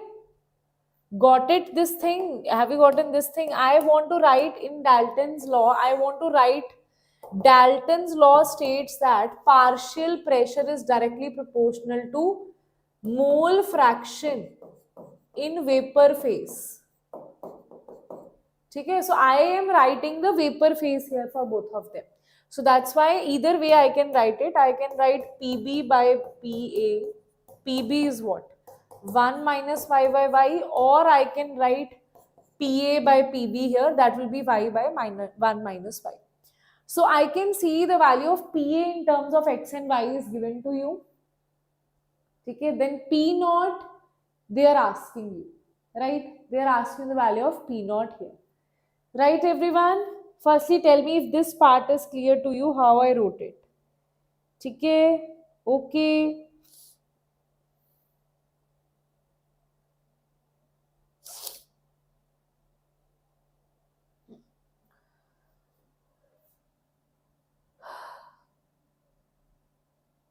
Okay, ji? So if I say PB is equals to 1 minus Y Beta, see, I have already done that, huh? Okay. So this is y, this is divided by y, this is p a. The mock test that I am covering now, I am covering the model questions only, right? Pb is equals to 1 minus 5 y, and this is pa. Now pa is given to me. That's why what I'll write it on the next page. Pa is 235. So what I'll write here, pb is equals to 1 minus y. This is y, and this is pa is 235y, 125x and y. Now they are asking you, then P naught B. P naught B they are saying. For P naught B, how do you find? For P naught B, only B is present. That means only B is present. Pure state we are asking. That means liquid of only B is present. That is only X is present. That means X is equals to 1. Y will be equals to 0 here. Right? Okay? Tell me. ठीक है ना everyone? Tell me. Now you'll have to use this here. How do I use it here? For that, this is PB. This will become P naught B when I put y is equals to 0. So what I'll do, this will become 235 y minus 1 by 235 xy. This is divided by y. This is also divided by y. So this will cancel, this will cancel, right? This is minus of y multiplied by this. That will be 235y minus 125 x and y. Beta, this is all maths, huh? 235 minus 125 x minus 235y minus plus of 125 x y. Now if y is 0, this term will be 0, this term will be 0, and here I write x is equals to 1. That will become 235 minus 125. So this will become 110. Okay? So the value of P naught B will come out to be 110. So answer will be C is the correct answer here. Okay? Tell me, that was a different question for what we were doing. Right? Okay, everybody?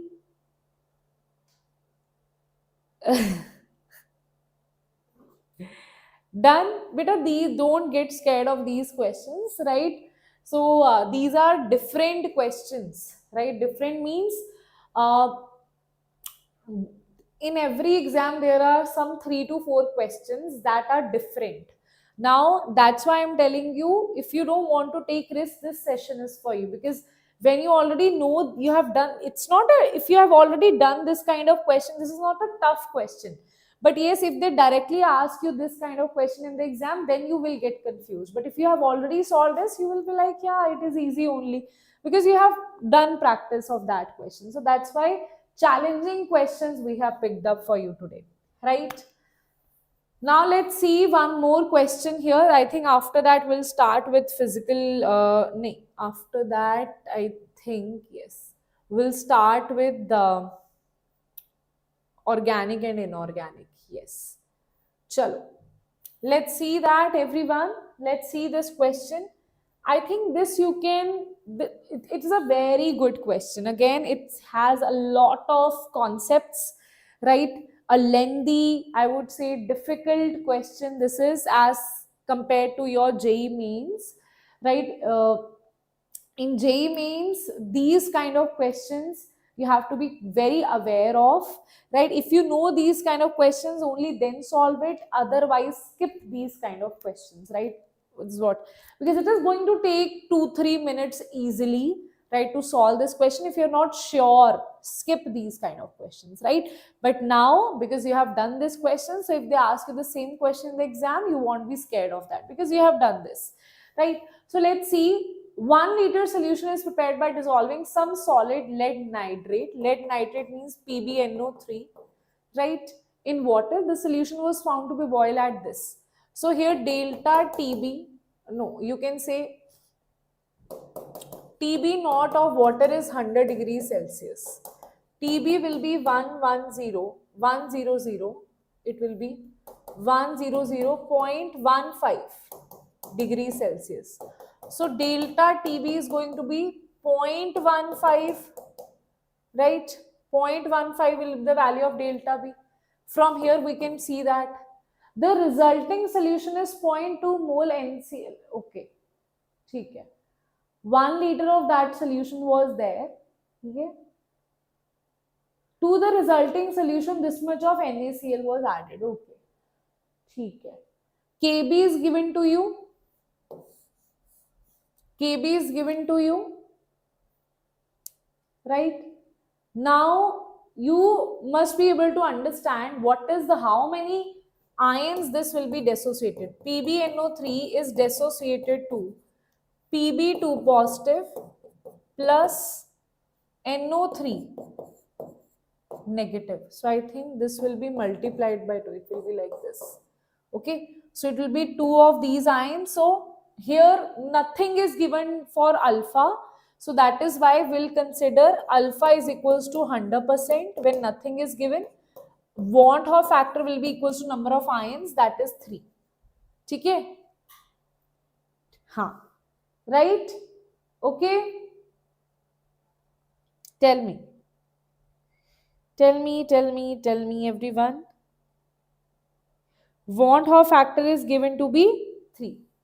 Molality you have calculated already. Acha. Now I know the value of delta TB is equals to I into molality into KB. Okay? If I see this here, wait a minute, let me just do one thing here, right? I need extra page, right? So that's why see. Delta TB, I know the value is 0.15. Want Hall factor is 3. Molality, I don't know. KB is given to be 0.5, right? So molality, you can easily calculate 0.15. This is divided by 0.5 and this is 1 by 3. But a molality is not coming out to be 3, huh? This will be cancelled. Here you will have 100 and here you will have 10.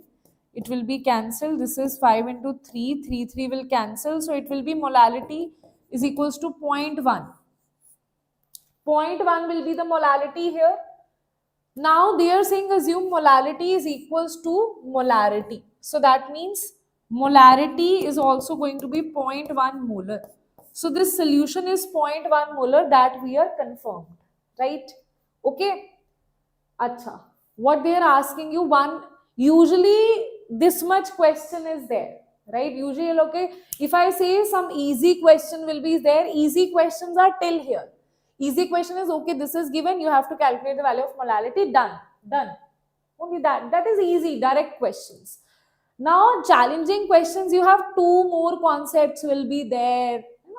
It's like it is double of the actual real easy questions, right? So, to the resulting solution, 0.2 of NaCl was added. Now they are saying you have PbNO3 twice and you have added NaCl. Now bachcha see,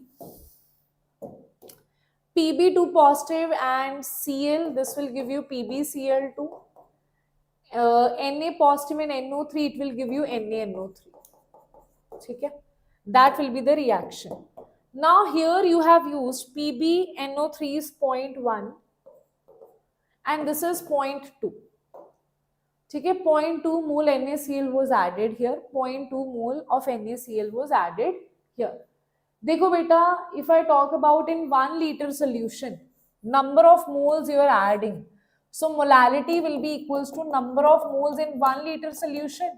So that will be 0.1 molar in number of moles in 1 liter solution, that will be 0.2 molar only. That is the reason this mole means they are talking about molarity only. So that's why if the volume would have been different, then it's a different case. Volume is 1 liter, so that is why it is so. Now see, they are asking you the value of KSP. Given KB and KF is given to you, solubility product you have to find here. Okay. resulting solution freeze at this temperature. So freezing point is given to you here. What we will do with the freezing point, let's see that here. Okay. Now, how much we have used here, let's talk about that, right? Let's talk about that, how much we have used. So delta TF, firstly, though, we know that delta TF is equals to I into molality into KF. Okay. Molality, I'll tell you, but delta TF, they are saying that given that this, the resulting solution found to freeze at this, that means this is TF is given to you. We know that delta TF is equals to TF naught minus TF. TF naught is 0 minus of 0.83, that is given to be 0.83. Okay?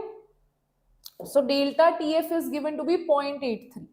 So that is 0.83. I'll have to solve here, right? So bacha, tell me what is going to be the value of I here and what is going to be the value of molality here, right? Or molarity, because they are saying molality and molarity will be same. देखो, here what we know that you will have in the solution, after that in the solution you will have these two things. That means NaNO3 you will have, right? How much amount of NaNO3 will be produced here? And if I see, if I want to calculate this here, you know what you will see. If I balance this reaction, this is PbCl2, this will be 2. Okay, this will also be 2. So it will be 2 of NaNO3 will be used here. Balancing is also required. After that, now see this question very carefully. Here, how much amount of NaNO3 is formed? 0.2 of Na reacted with 0.1, right? So if I see Pb2 positive, you will have NO3 negative, you will have Na positive, you will have Cl negative.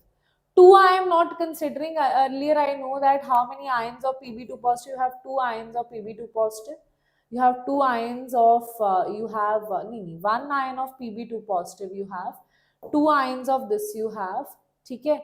You have Cl here. So Pb and Cl will combine here. This is 0.1, this is 0.2, okay? And here what will happen? NO3 is, Na is given to be 0.2%, 0.2 mole, and this is given to be 0.1, 0.1. Okay? I know to make one NaNO3, very important, to make one NaNO3, I need 1 mole of, I need 1 NO3 negative, I need 1 Na. Okay? That means if I am using 1 Na here, I am using 1 NO3 negative here, right? If I am using 0.2 Na, I am using 0.2 of NaNO3 here. Tell me. Is that clear what we are using here? Tell me. Is that clear now what we are using here? That means 0.2 of NaNO3 will be formed here, right? So what I'll say that 0.2 of this is used, and here let's say Pb2 positive is S, solubility is S, and their solubility Pb2 positive is converted to Pb2 positive and Cl negative, that is 2. So here solubility S, here solubility is 2S. So what I will say here, here it is going to be Kf is what? Kf is given to be 1.86. Okay? Now here it is going to be, we will multiply it 2 into NaNO3. Yes, everybody, you will multiply it with 2 into NaNO3. Solubility of this is S plus this is, beta solubility and molarity is also the same case. Okay? This plus it is 2 into 0.2, because how much of this is multiplied by the stoichiometry? 2 amount of this is there, so it is 2 into 0.2, right? So I can easily solve the value of solubility here, right?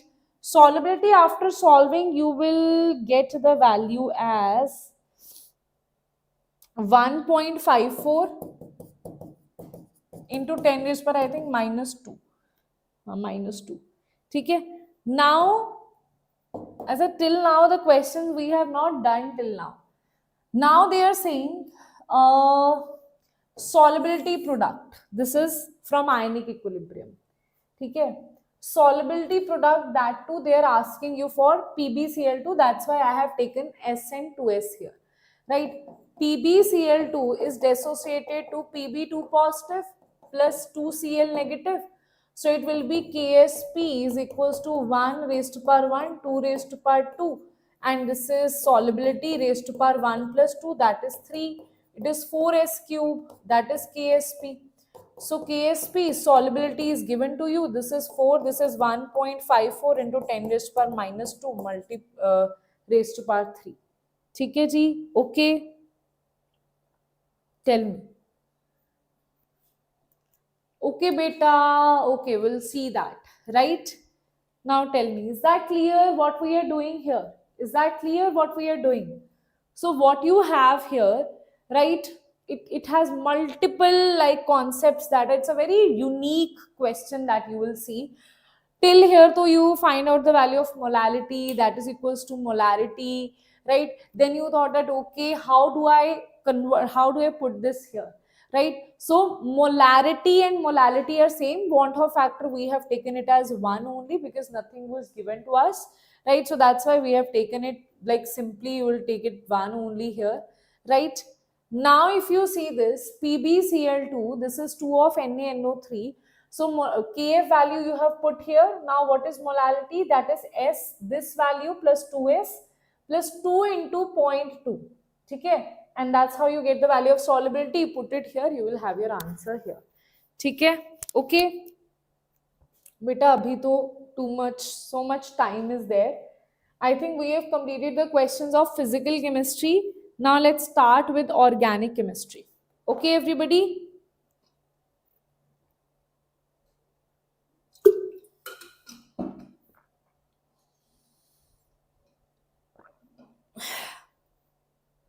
Okay, chal.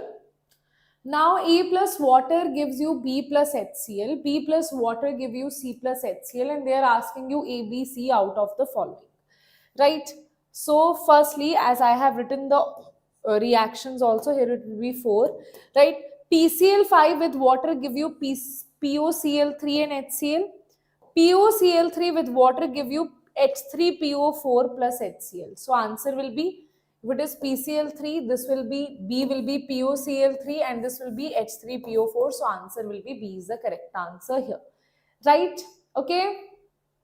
Then next is this question you have here. They are saying A with H2 excess gives you like all the double bond if it has, that will break.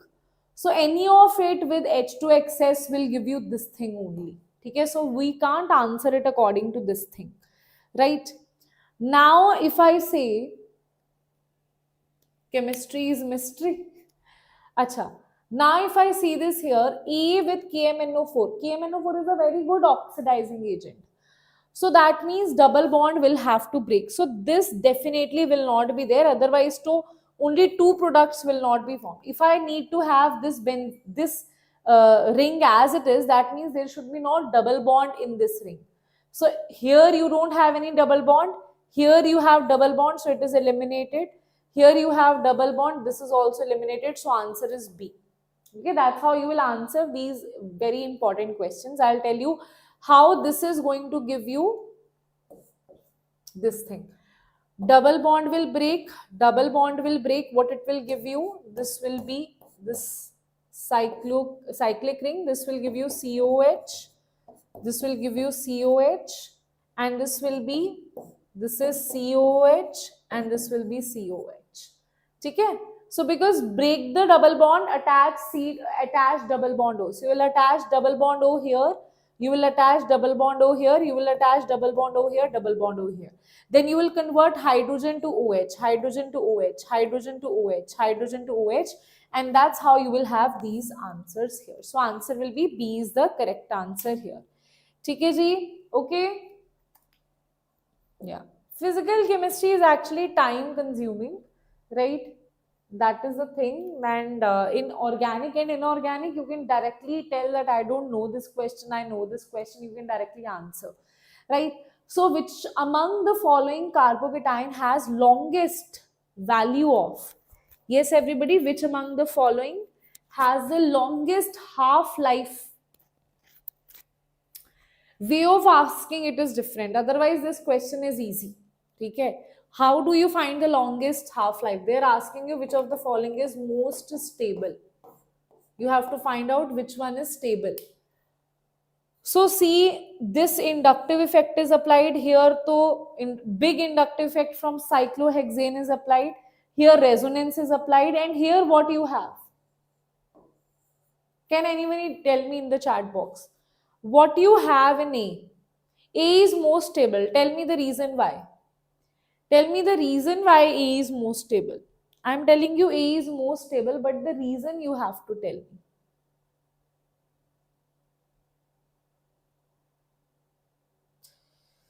Hanji. Why A is most stable? Anyone of you who can tell me the answer?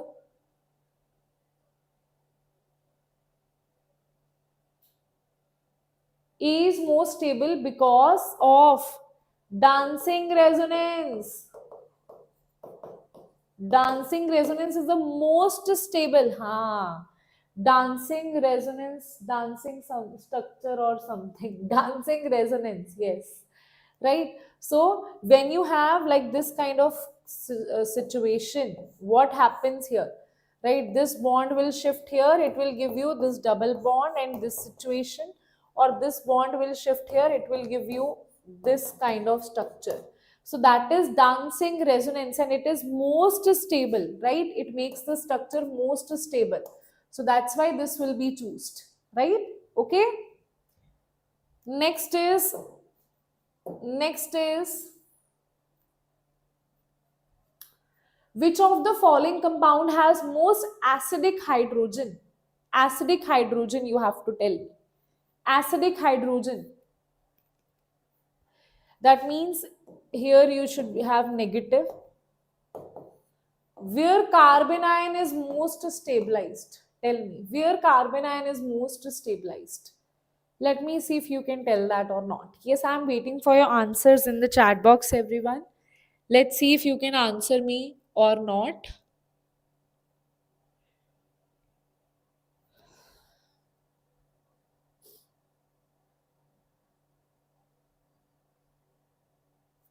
Tell me.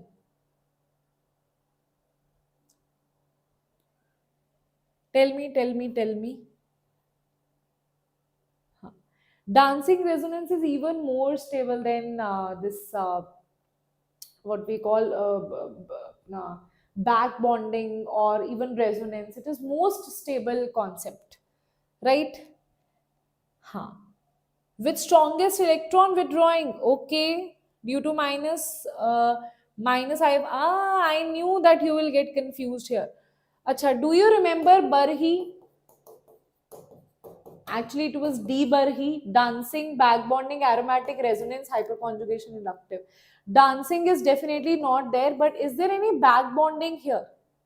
I told you second element of every group has vacant d orbital. And whenever you have electron rich and electron deficient next to each other, it forms back bonding. So here this is first element, this is also first element, these are, this is second element, these two are second element. Second element.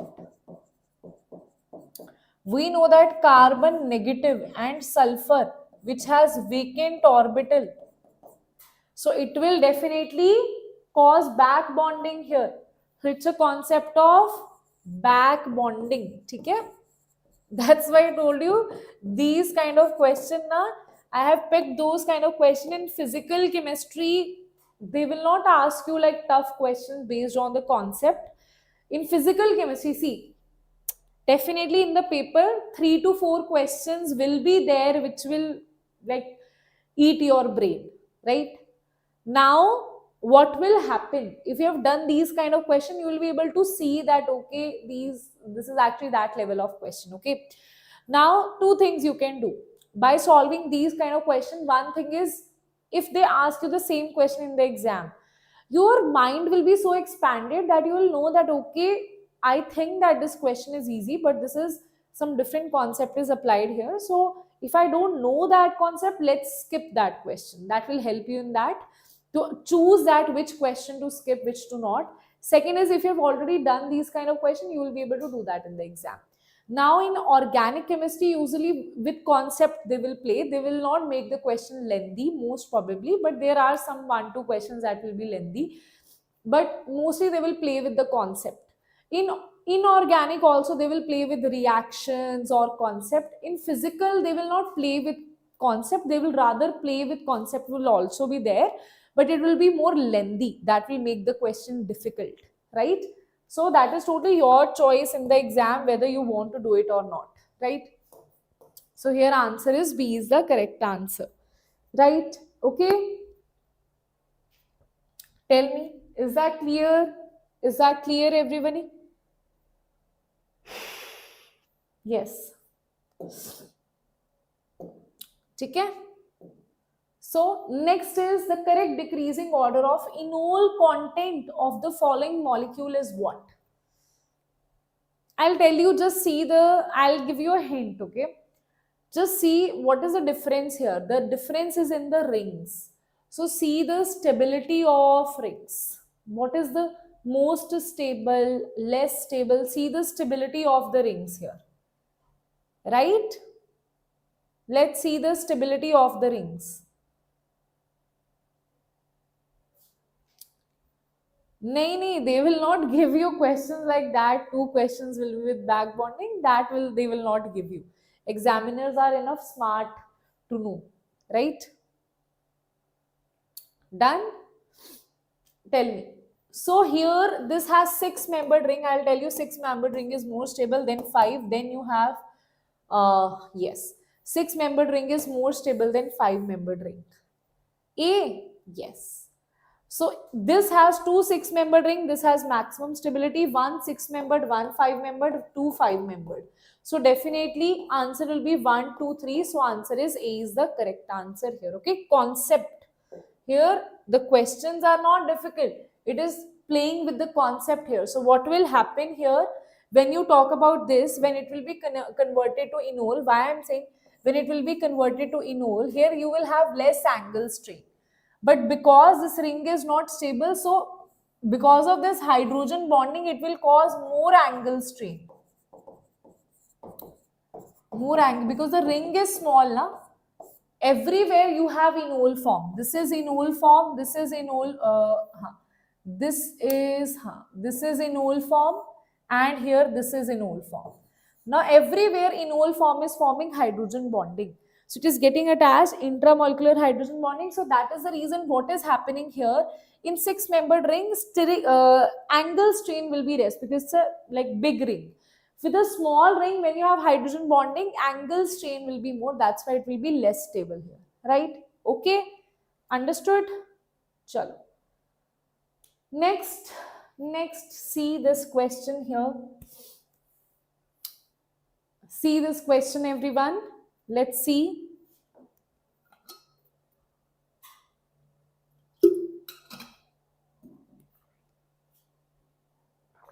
Tell me, bachcho, what is the answer? Anyone? Anyone here?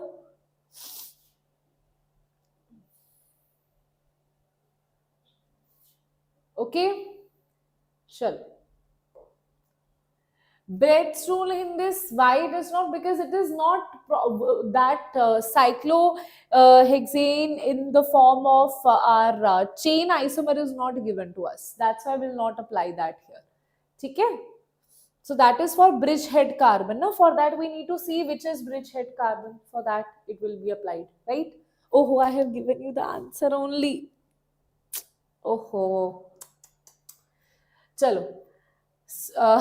Okay, let's see the answer now. This is X, this is Y, and this is Z. They are asking you which will have maximum percentage here, where enol will be most stable. So if you see, simple thing is, in this case, you will have resonance here. This is a different resonance. You will have resonance here. This is extended resonance. This will shift here, this will shift here, this will shift here, this will shift. This is extended resonance. Okay? And if you talk about this one, here you have lone pair, this will shift here, or here you have lone pair, or this will shift here. This is cross resonance. Cross resonance. So always we know extended is more stable as compared to cross. So that is why X is more as compared to Y. Okay. Now cross is less stable as compared to simple resonance. Here you have simple resonance. There is no extended, no cross. So most stable is extended, then you have simple, then you have cross. So it will be X, Z, Y. So answer is D is the correct answer here. Right? Okay.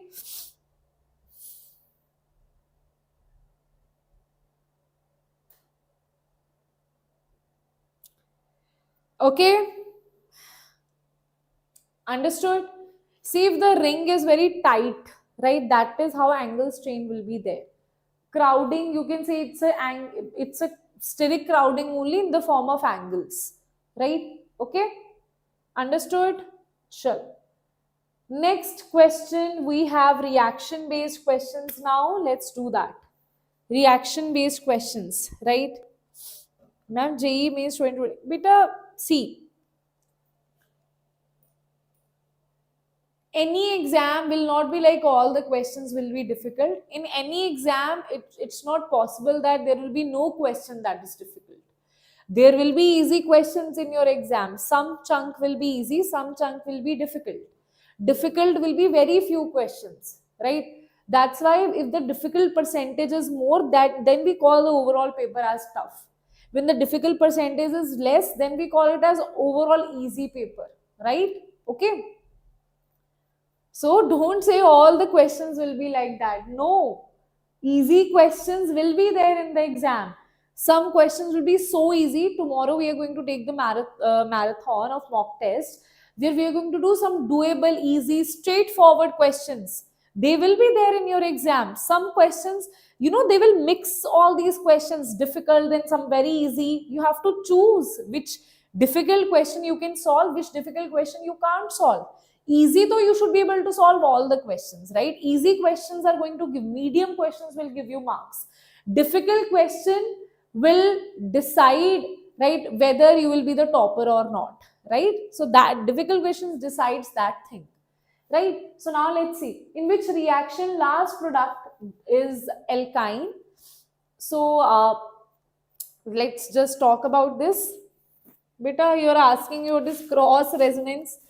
After JEE class, na, do one thing.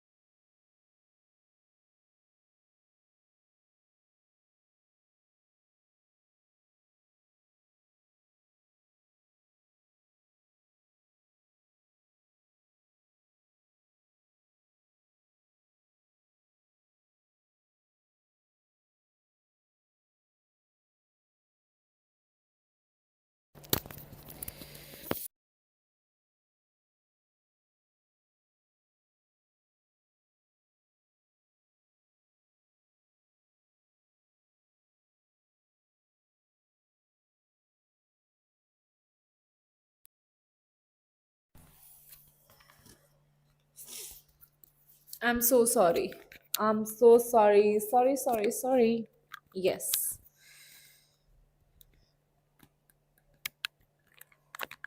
Okay. Now audible?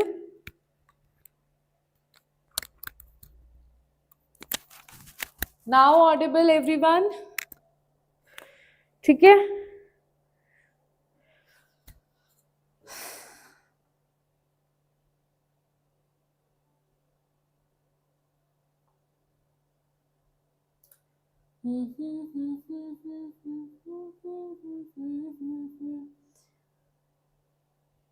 Okay, great. Chal, let's see the questions, right? So if you have this thing, you have NaNH2, which is a base, it will cause dehydrohalogenation. So it will take out this halogen, it will take out this halogen, double bond here, this halogen, double bond here. So you will have triple bond here, right? Okay, and that will be pH, that is C6H5, C triple bond C, right? And here dehydrohalogenation will be there. Halogen and hydrogen both will be eliminated from here, right? And hydrogen will be replaced with sodium. So you will have this, and then after adding NH4Cl, Na will be substituted by hydrogen. You will have alkyne as the answer.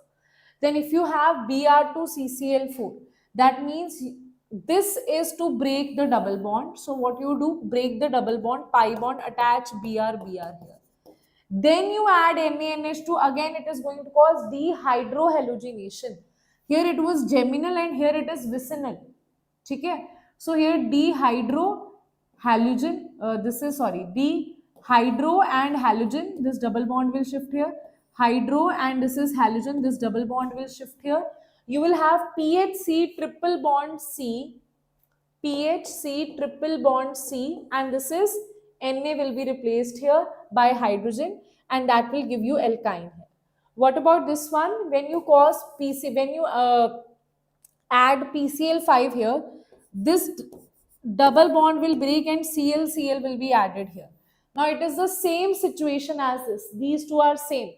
This one and this one is same. These are two vicinal geminal dihalides. So what you will do here, right? Okay, ठीक है जी. Oh. अरे नहीं, I was just telling that if you are forgetting the concepts and all, then I would advise you that I was telling you that if you're forgetting the concepts, then watch the marathons of organic. And Sunday also I'm going to take, one big marathon. Do those, and tomorrow also there will be easy, doable questions, medium level questions, right? So watch those kind of marathons as well. That will help you extract the marks. That's what I was telling. Okay. So now here it is geminal only. So again, hydrogen and halogen, hydrogen, hydrogen from here and halogen from here will be eliminated. Again from here hydrogen and from halogen will be eliminated. You will have triple bond. This is CNA. Again that will be converted to triple bond CH. Okay? So answer will be, all of them give you the same answer here. That is PHC triple bond CH. Tell me.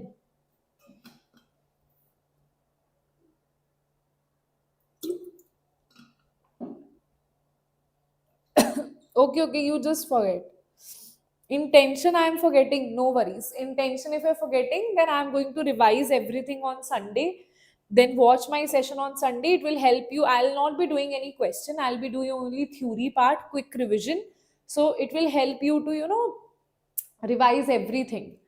Now, if you have major product of the reaction, this.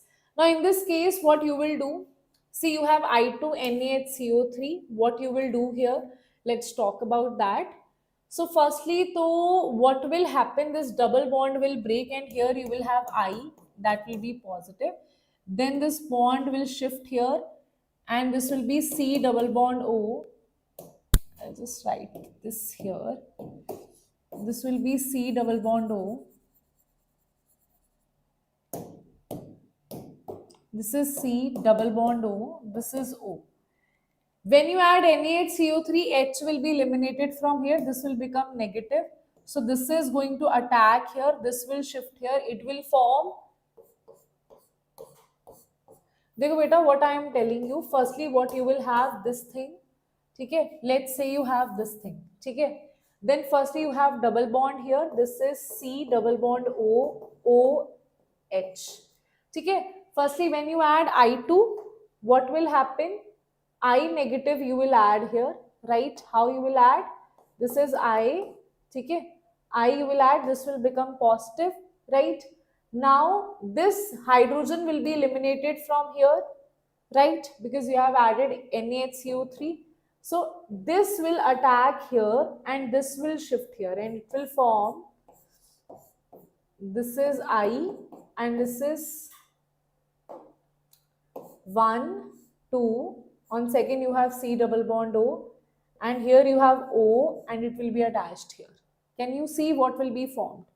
Here you have I and here you have 1, 2 double bond. This is O. So answer will be B is the correct answer here. ठीक है जी? Okay. Right. Right everyone. Let's do the next question here.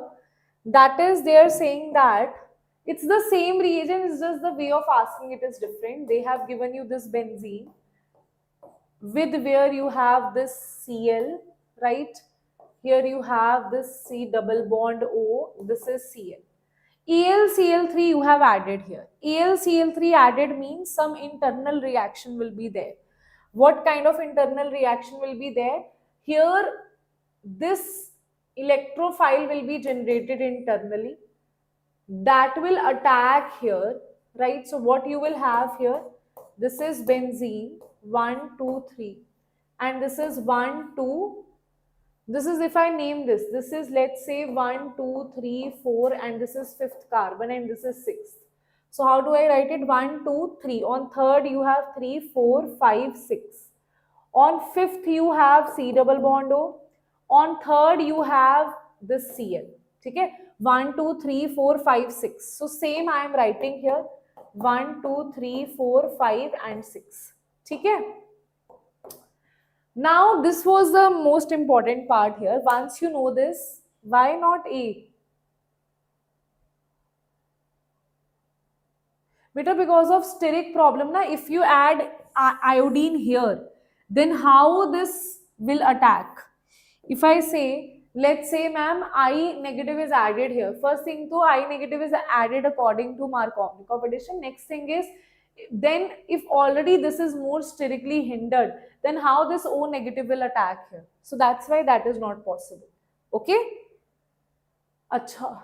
Now they are saying ZnHg constant, Clemenzin reduction, that means. Clemenzin reduction means double bond O will be converted to CH2. So this will be the answer. After that you add AlCl3 and benzene. Okay, when you add AlCl3, so on benzene you have the attack of, this will be converted to, this thing will be converted to carbocation. Okay, so what you will have here, this will be attached here, 1 2 3 4 5, and here it will be attached here. Okay, this kind of situation will be formed. So you have benzene, on that you have this simple, then on 1 2 on the second position, okay, 1 2 second position you have the addition of benzene. So that means C will be the correct answer here. Okay, understood? Right? Now what is the leaving group? Leaving group is better, Cl is the leaving group here, right? Cl is leaving now. So it's a Friedel-Crafts oscillation only, the way they are asking it is different. It's not like a different question, reagent is different, reagent is same only. It's just that the way they are asking you is different. They have not simply given some, first you have to cause intramolecular Friedel-Crafts oscillation. You will make this ring, then again you will have to cause this Friedel-Crafts oscillation by attacking this compound, which here Cl will leave and here you will have the carbocation. Okay? This is actually acylation. This is acylation, this is alkylation. Okay? Okay? Okay, I'll explain again. See what will happen. Okay. Firstly, what you have this thing here. Now, what will happen? AlCl3 means Friedel-Crafts oscillation. So, what will happen? This will cause carbocation. Just like you have RC double bond O positive, it attacks on the benzene ring. Same way it will happen. But here it is intramolecular, so it will form most stable ring. Most stable ring is always six membered ring. So that is why 1, 2, 3, 4, 5 and 6. So that is why this whole will become a ring here. Six membered ring it will become. You, how do you attach Cl and double bond O? 1, 2, 3, 4, 5 and this is 6. So this is 1, 2, 3, 4, 5, 6. Third position you have Cl. Fifth position you have double bond O. Then there is Clemmensen reduction. They have given Clemmensen reduction. Double bond O is converted to this simple CH2. Now, bacha, they are saying you are adding benzene with AlCl3. See, Lewis acid will do nothing with benzene, but what it can do, this AlCl3 will take out Cl and will cause carbocation here, and that carbocation will attack on the benzene. Okay, so that's why I'm saying that. That's why what I did, I wrote this benzene and I make the carbocation this. That means on the one after benzene 1 and 2. Okay, on which position you have carbocation. See on which position you will have carbocation. On second, this is 1, this is 2, or you can simply say on third position you have carbocation. So this third position will be attached here. 1, 2, 3. This third position I have attached here, right? Okay, tell me, is that clear?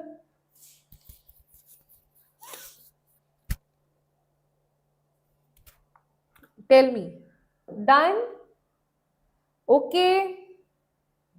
Okay, everybody. So that's how C is the correct answer. Do tell me if there is any problem in that. Do tell me if there is any problem in that. We are just left with three questions now. Okay? 4 questions in fact. Now let's see next question, that says what you have here. You have A with 500 degrees Celsius, it gives you no reaction. A with LiLH4 gives you B. A with NaBH4 gives you this. Now let's see what is this B. Now see beta what you have to do. First thing is very simple. It may sound it's a difficult question, but it's not that difficult. First thing is I'll see from the options, okay? I'll see, Achha, options are not given to, but in the exam, options will be given to you, okay? Don't worry. So, LiLH4 gives you B. This NaBH4 gives you this compound, okay? Now, I know that NaBH4 will never reduce COH. That means in the original A, you will have COH. LiLH4, NaBH4 can reduce COH. Okay? Okay. Then there are chances that there will be COH here. So in case of 500 degrees Celsius, there is no reaction. See, if I say when you heat a carboxylic acid, it causes decarboxylation. When on heat it is not causing decarboxylation, then what do you mean by that? Tell me. If on heating it is not causing decarboxylation, then what do you mean by that? Cyclohexane was very good.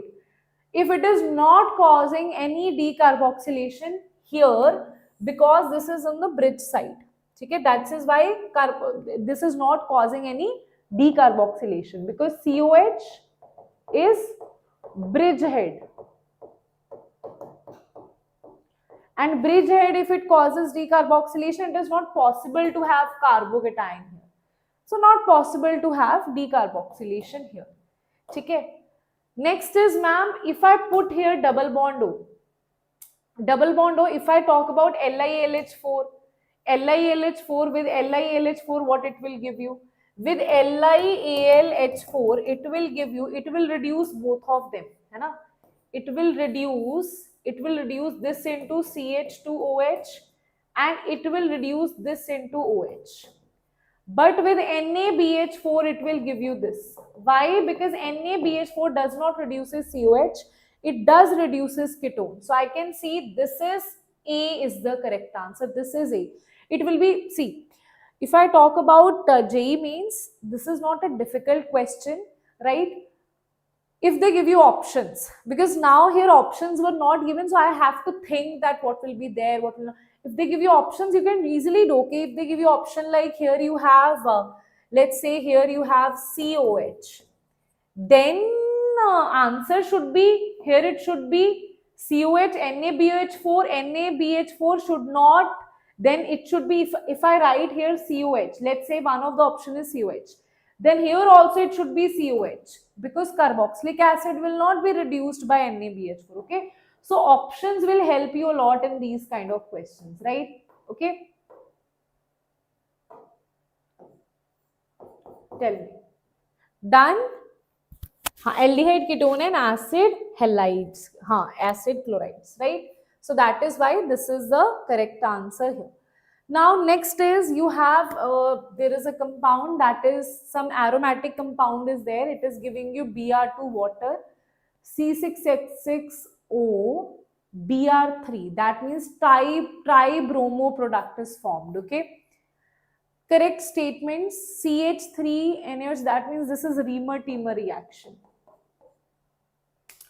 Aromatic compound is there. Dekho. If you have aromatic compound, wait a minute. If I talk about, if you have benzene, it is OH. If you have, sorry, phenol, you have Br here, you have Br here, you have Br here. So what you have, C6H6. Okay, 4 hydrogens are replaced here. C2, it will be this. There will be OH and there will be Br3. Isn't it C6H3OBr3? Definitely. This is C6H3O2. O2 is there, na? But here you have O1. No, it will not be this. Because you need 2 OH here. 2 OH are there. So if I put OH here, let's say OH is here. Okay. Then ortho position to this will be, then on the para position you will have Br. Chalo, Br whatsoever is the position of Br. Firstly, so we'll have to see what is the formula. C6H6 is for benzene. 4 hydrogen are replaced, that means 2 hydrogen are left.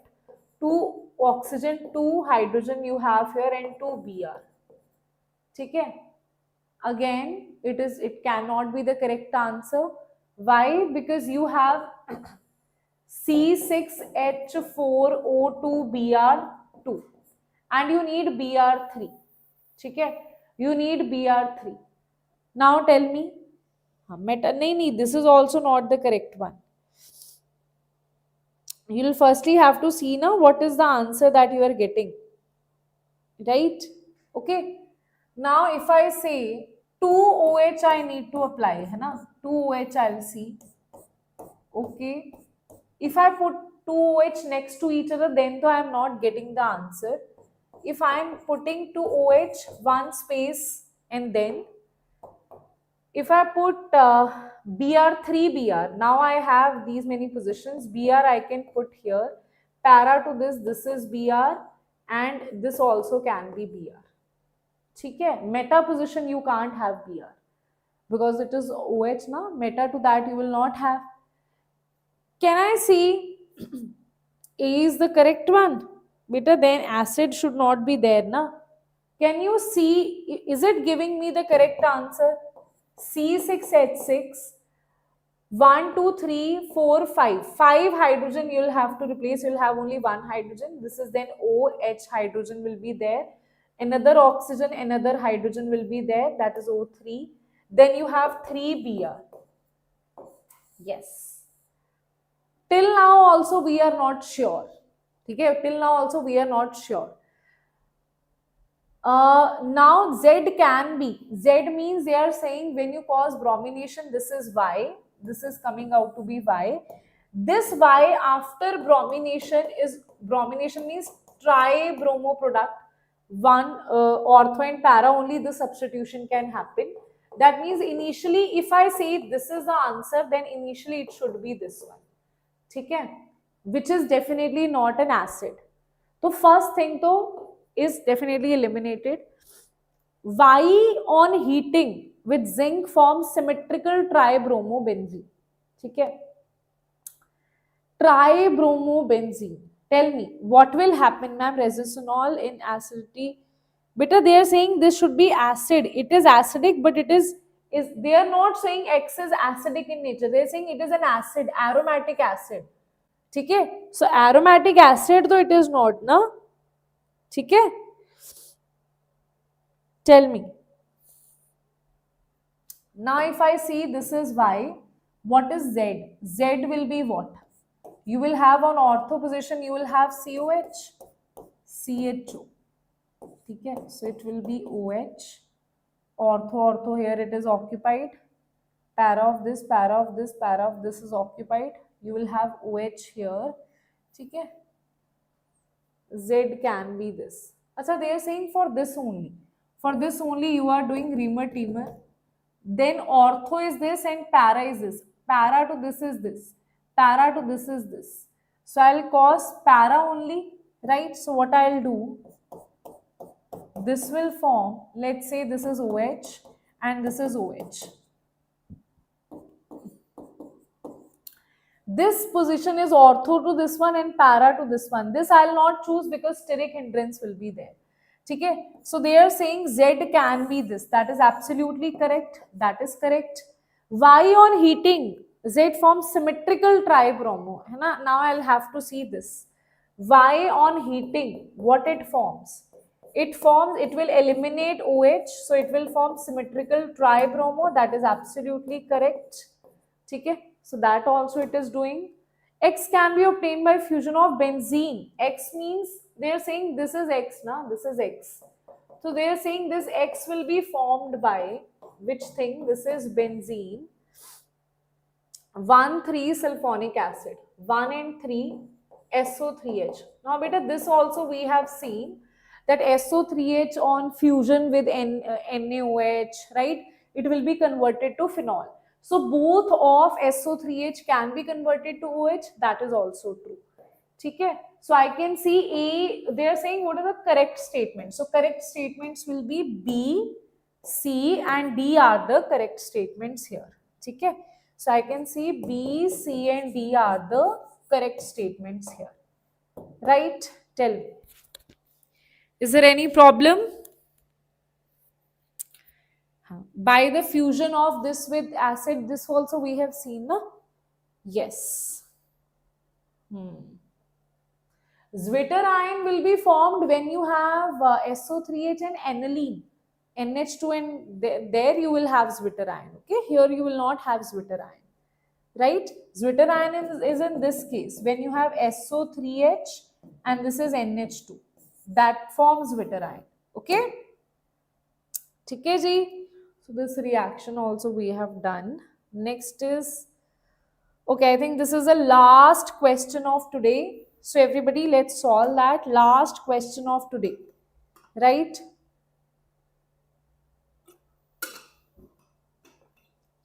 Last question of today, everyone. Last question of today, right? Let's do that. So this is, I'll tell you, this is basically aldol condensation and it's a very hi-fi question of aldol condensation. Concept will remain the same, but the way we solve it, right, it can get little bit messy, right? So chances are, if they ask you these kind of questions, chances of mistake are there. So what you have here, firstly though, they are saying that this is the compound to form this. Now that is very important to say which enolate ion you will choose. So you know what you will do, you will choose by one, you will choose each of them. Okay, first you will choose this, then you will choose this, then you will choose this. So how do you see? So if I say, if I put this here, this attacks on this, so it will form, this is double bond, this is single bond, this will become O negative and here it will become OH. Okay, OH it will become, na? alpha hydrogen will be there. Okay, alpha hydrogen will be here. So this will be as it is, and here you will have this kind of situation. This is double bond O, and next to this you will have methyl. Okay? If I say this is attached here, so next to this you have double bond O, and next to this you have methyl. So is this kind of situation you have?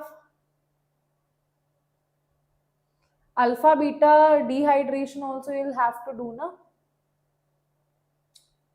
Firstly, to this thing you are doing. After that, firstly, to enolate is attacking there, right?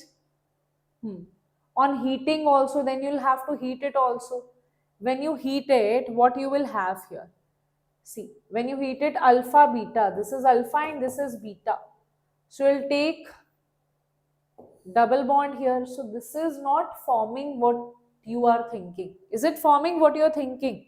Mostly C. Chalo, let's see. Okay, so first is to eliminated here. Okay, I'll just delete it.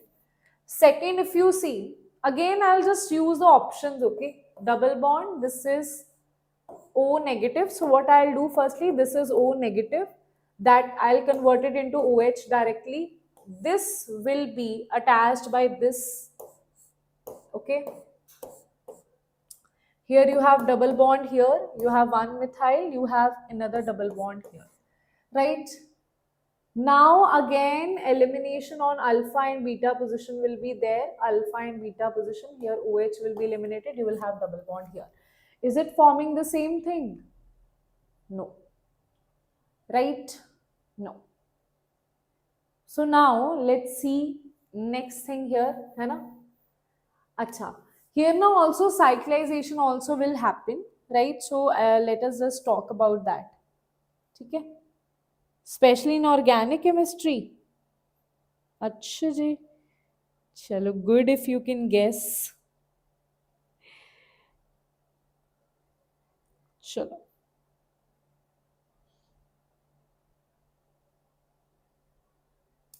चलो let's see. This is double bond. I'll just write this double bond here, है ना? This will be O negative. I'll just write it as O negative only. Here you will attach this negative here, this negative here, right? This negative here. This will have one methyl. ठीक है. Now I can see. Now chances are there because now ring formation will be there. In earlier cases, so alpha beta hydration dehydration will occur because on alpha position you have hydrogen. Now I'll tell you why on alpha position you don't have hydrogen. Here you will have double bond O here and double bond O here. Now if you see on alpha position, okay, you don't have hydrogen. This is beta. So you don't have hydrogen here. So that's why you can't just eliminate this thing. So instead what will happen? Hydrogen will be eliminated here and this will attack on this part. Huh. Ma'am, cyclization? Yes.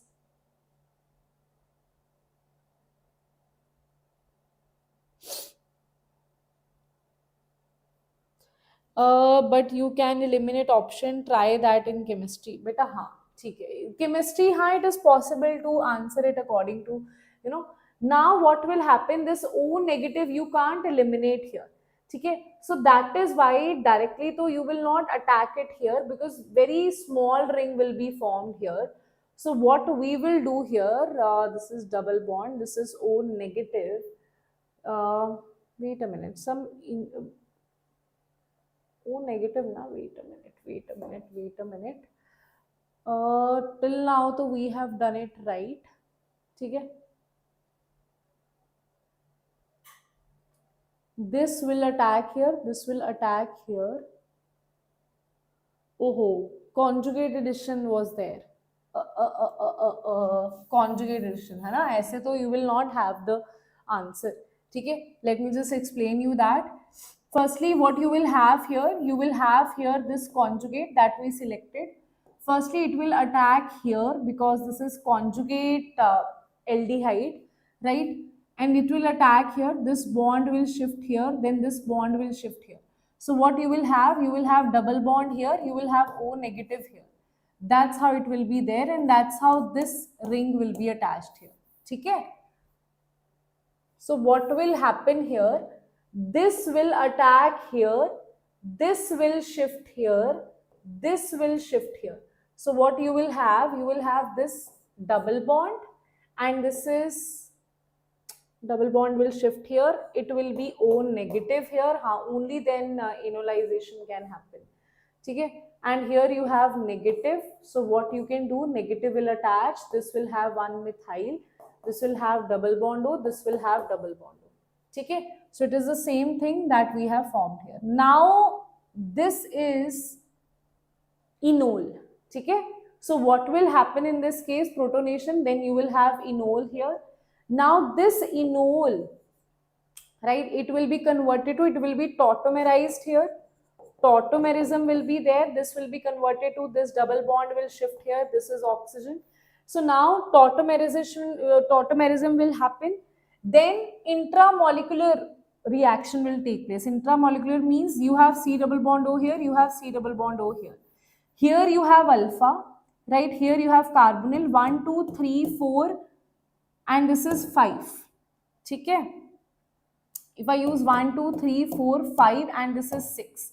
If I use alpha here, if I use this alpha, because if I have two cases, either I can form 5-membered ring by joining these two, or I can form 6-membered ring by joining these two. Always 6-membered ring is selected over 5-membered ring.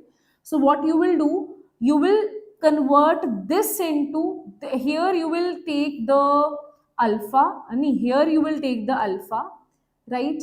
And you will attach it here. This bond will shift. So this you will attack here. So what will happen now? Intramolecular, simple thing, what you will do, one, just mention 1, 2, 3, 4, 5, and this is 6. Okay? And when you are using, if I say, let's say I am using alpha of this one, I'll use carbonyl of this one. If I am using alpha of this one, I'll use carbonyl of this one. So what will happen? Here alpha, if I am using alpha of this one, I'll use carbonyl of this one. So let's choose alpha of this one and carbonyl of this one. Okay? So what I'll choose, alpha will be attacked on the carbonyl, and this will be converted to, see, this is double bond O, this is as it is, this is 1, 1, 2, 3, 4, 5, 6. So firstly make a ring, 1, 2, 3, 4, 5, 6. Okay, I am giving you direct answer here of this one. This all, instead of this, I am giving you a direct answer here. What you will have to do, 1, 2, 3, 4. On 4th position, you will have double bond O. Now, whenever you are choosing the alpha of one, you will always choose the carbonyl of other. So one situation is you choose the alpha of this one. If you choose the alpha of this one, this carbonyl you will choose, and this will be this kind of situation. Because alpha and carbonyl are connected, so I can't choose this. So I'll have to choose alpha of this one and carbonyl of this one. These two will be connected. And that's how on the 6th position, that is on this position, you will have OH, right? And on the 4th position, you will have double bond O. And now what you will have dehydration. Dehydration means OH will be eliminated. This is alpha, this is beta. OH, alpha, beta, dehydration will be there. This will be double bond O. And this is methyl, and this is, wait a minute, this is double bond O, and alpha beta elimination means double bond will be here, and this is methyl. Okay, this is what you'll show. All of this you don't have to do. Okay, all of this तो will not get into that. Okay, because that will make it ऐसे ही lengthy, right? So just do this thing. Okay, right? Tell me. Okay, now what you should know here. Now what you should know here, that in this case, this is so intramolecular aldol condensation. I have already taught you in this organic marathon as well. This we have already seen. A direct way of that alpha will be connected to carbonyl. In the first go, you must remember that in this case, it will hit here, then this will shift, and I will have to solve it for all the options, and then only you will get the answer. So answer will be yes, C is the correct answer here. ठीक है जी? Okay, tell me. And how now, one way of solving it, I'll tell you one way of solving it is that if you see, I'll give you a hint of solving it, how you can eliminate. If you see in the answer, you have two double bonds as it is. That means here one extra double bond should be there, which will be converted to OH, right? That is why after elimination you have double bond O. That means three double bond O you need. So 1, 2 and 3 double bond you have here. 2 double bond, that means this is not possible. Here 1, 2 and 3 double bonds, this is possibility. 1, 2, 3, this is possibility. This is also not possible. Then you will solve this one and then you will get your answer. Okay? Okay? But I think tomorrow you will get the PDF, है ना? But I'll send. Let's see if it is possible. Okay? And PDF where you will get? You know that where you will get your PDF? You will get your PDF in the description box, right? You can see this over here. In the description box, you will get your PDF. Right over here, ask with any doubts, click on that, you will get your PDF. And also replica test series, guys, that is provided, that is just at 499 rupees. And on the digital way, that means when you buy this, you will have the activation link via mail or WhatsApp in just 2 hours, and then you can go through the theory part, solve the questions, replica questions of your JEE Mains 2026 paper, right? Okay. Yes, everybody. So that's it for today, and I'll see you all in the next class. Bye bye. And Sunday, I really hope so. I am not unwell on Sunday. And Sunday, I'll be taking your marathon. If you can see this here, right? When is the marathon? You can click on JEE English. You can go and you can see power marathon, right? This is the power marathon that I'm going to take on 18th of Jan, right? So hit the like button there. Let's make how many likes here? How many likes, how many likes? Wait a minute. I think this is too much zoomed in. I'm not able to see, right? Where is the like button here, right? Okay, huh. Only 76 likes are there. Let's make it 100 plus likes by Sunday, right? Chalo. Okay then, bacha. Bye bye. Take care. See you all tomorrow for easy and doable questions of your JEE. Bye bye. Bye bye, everyone.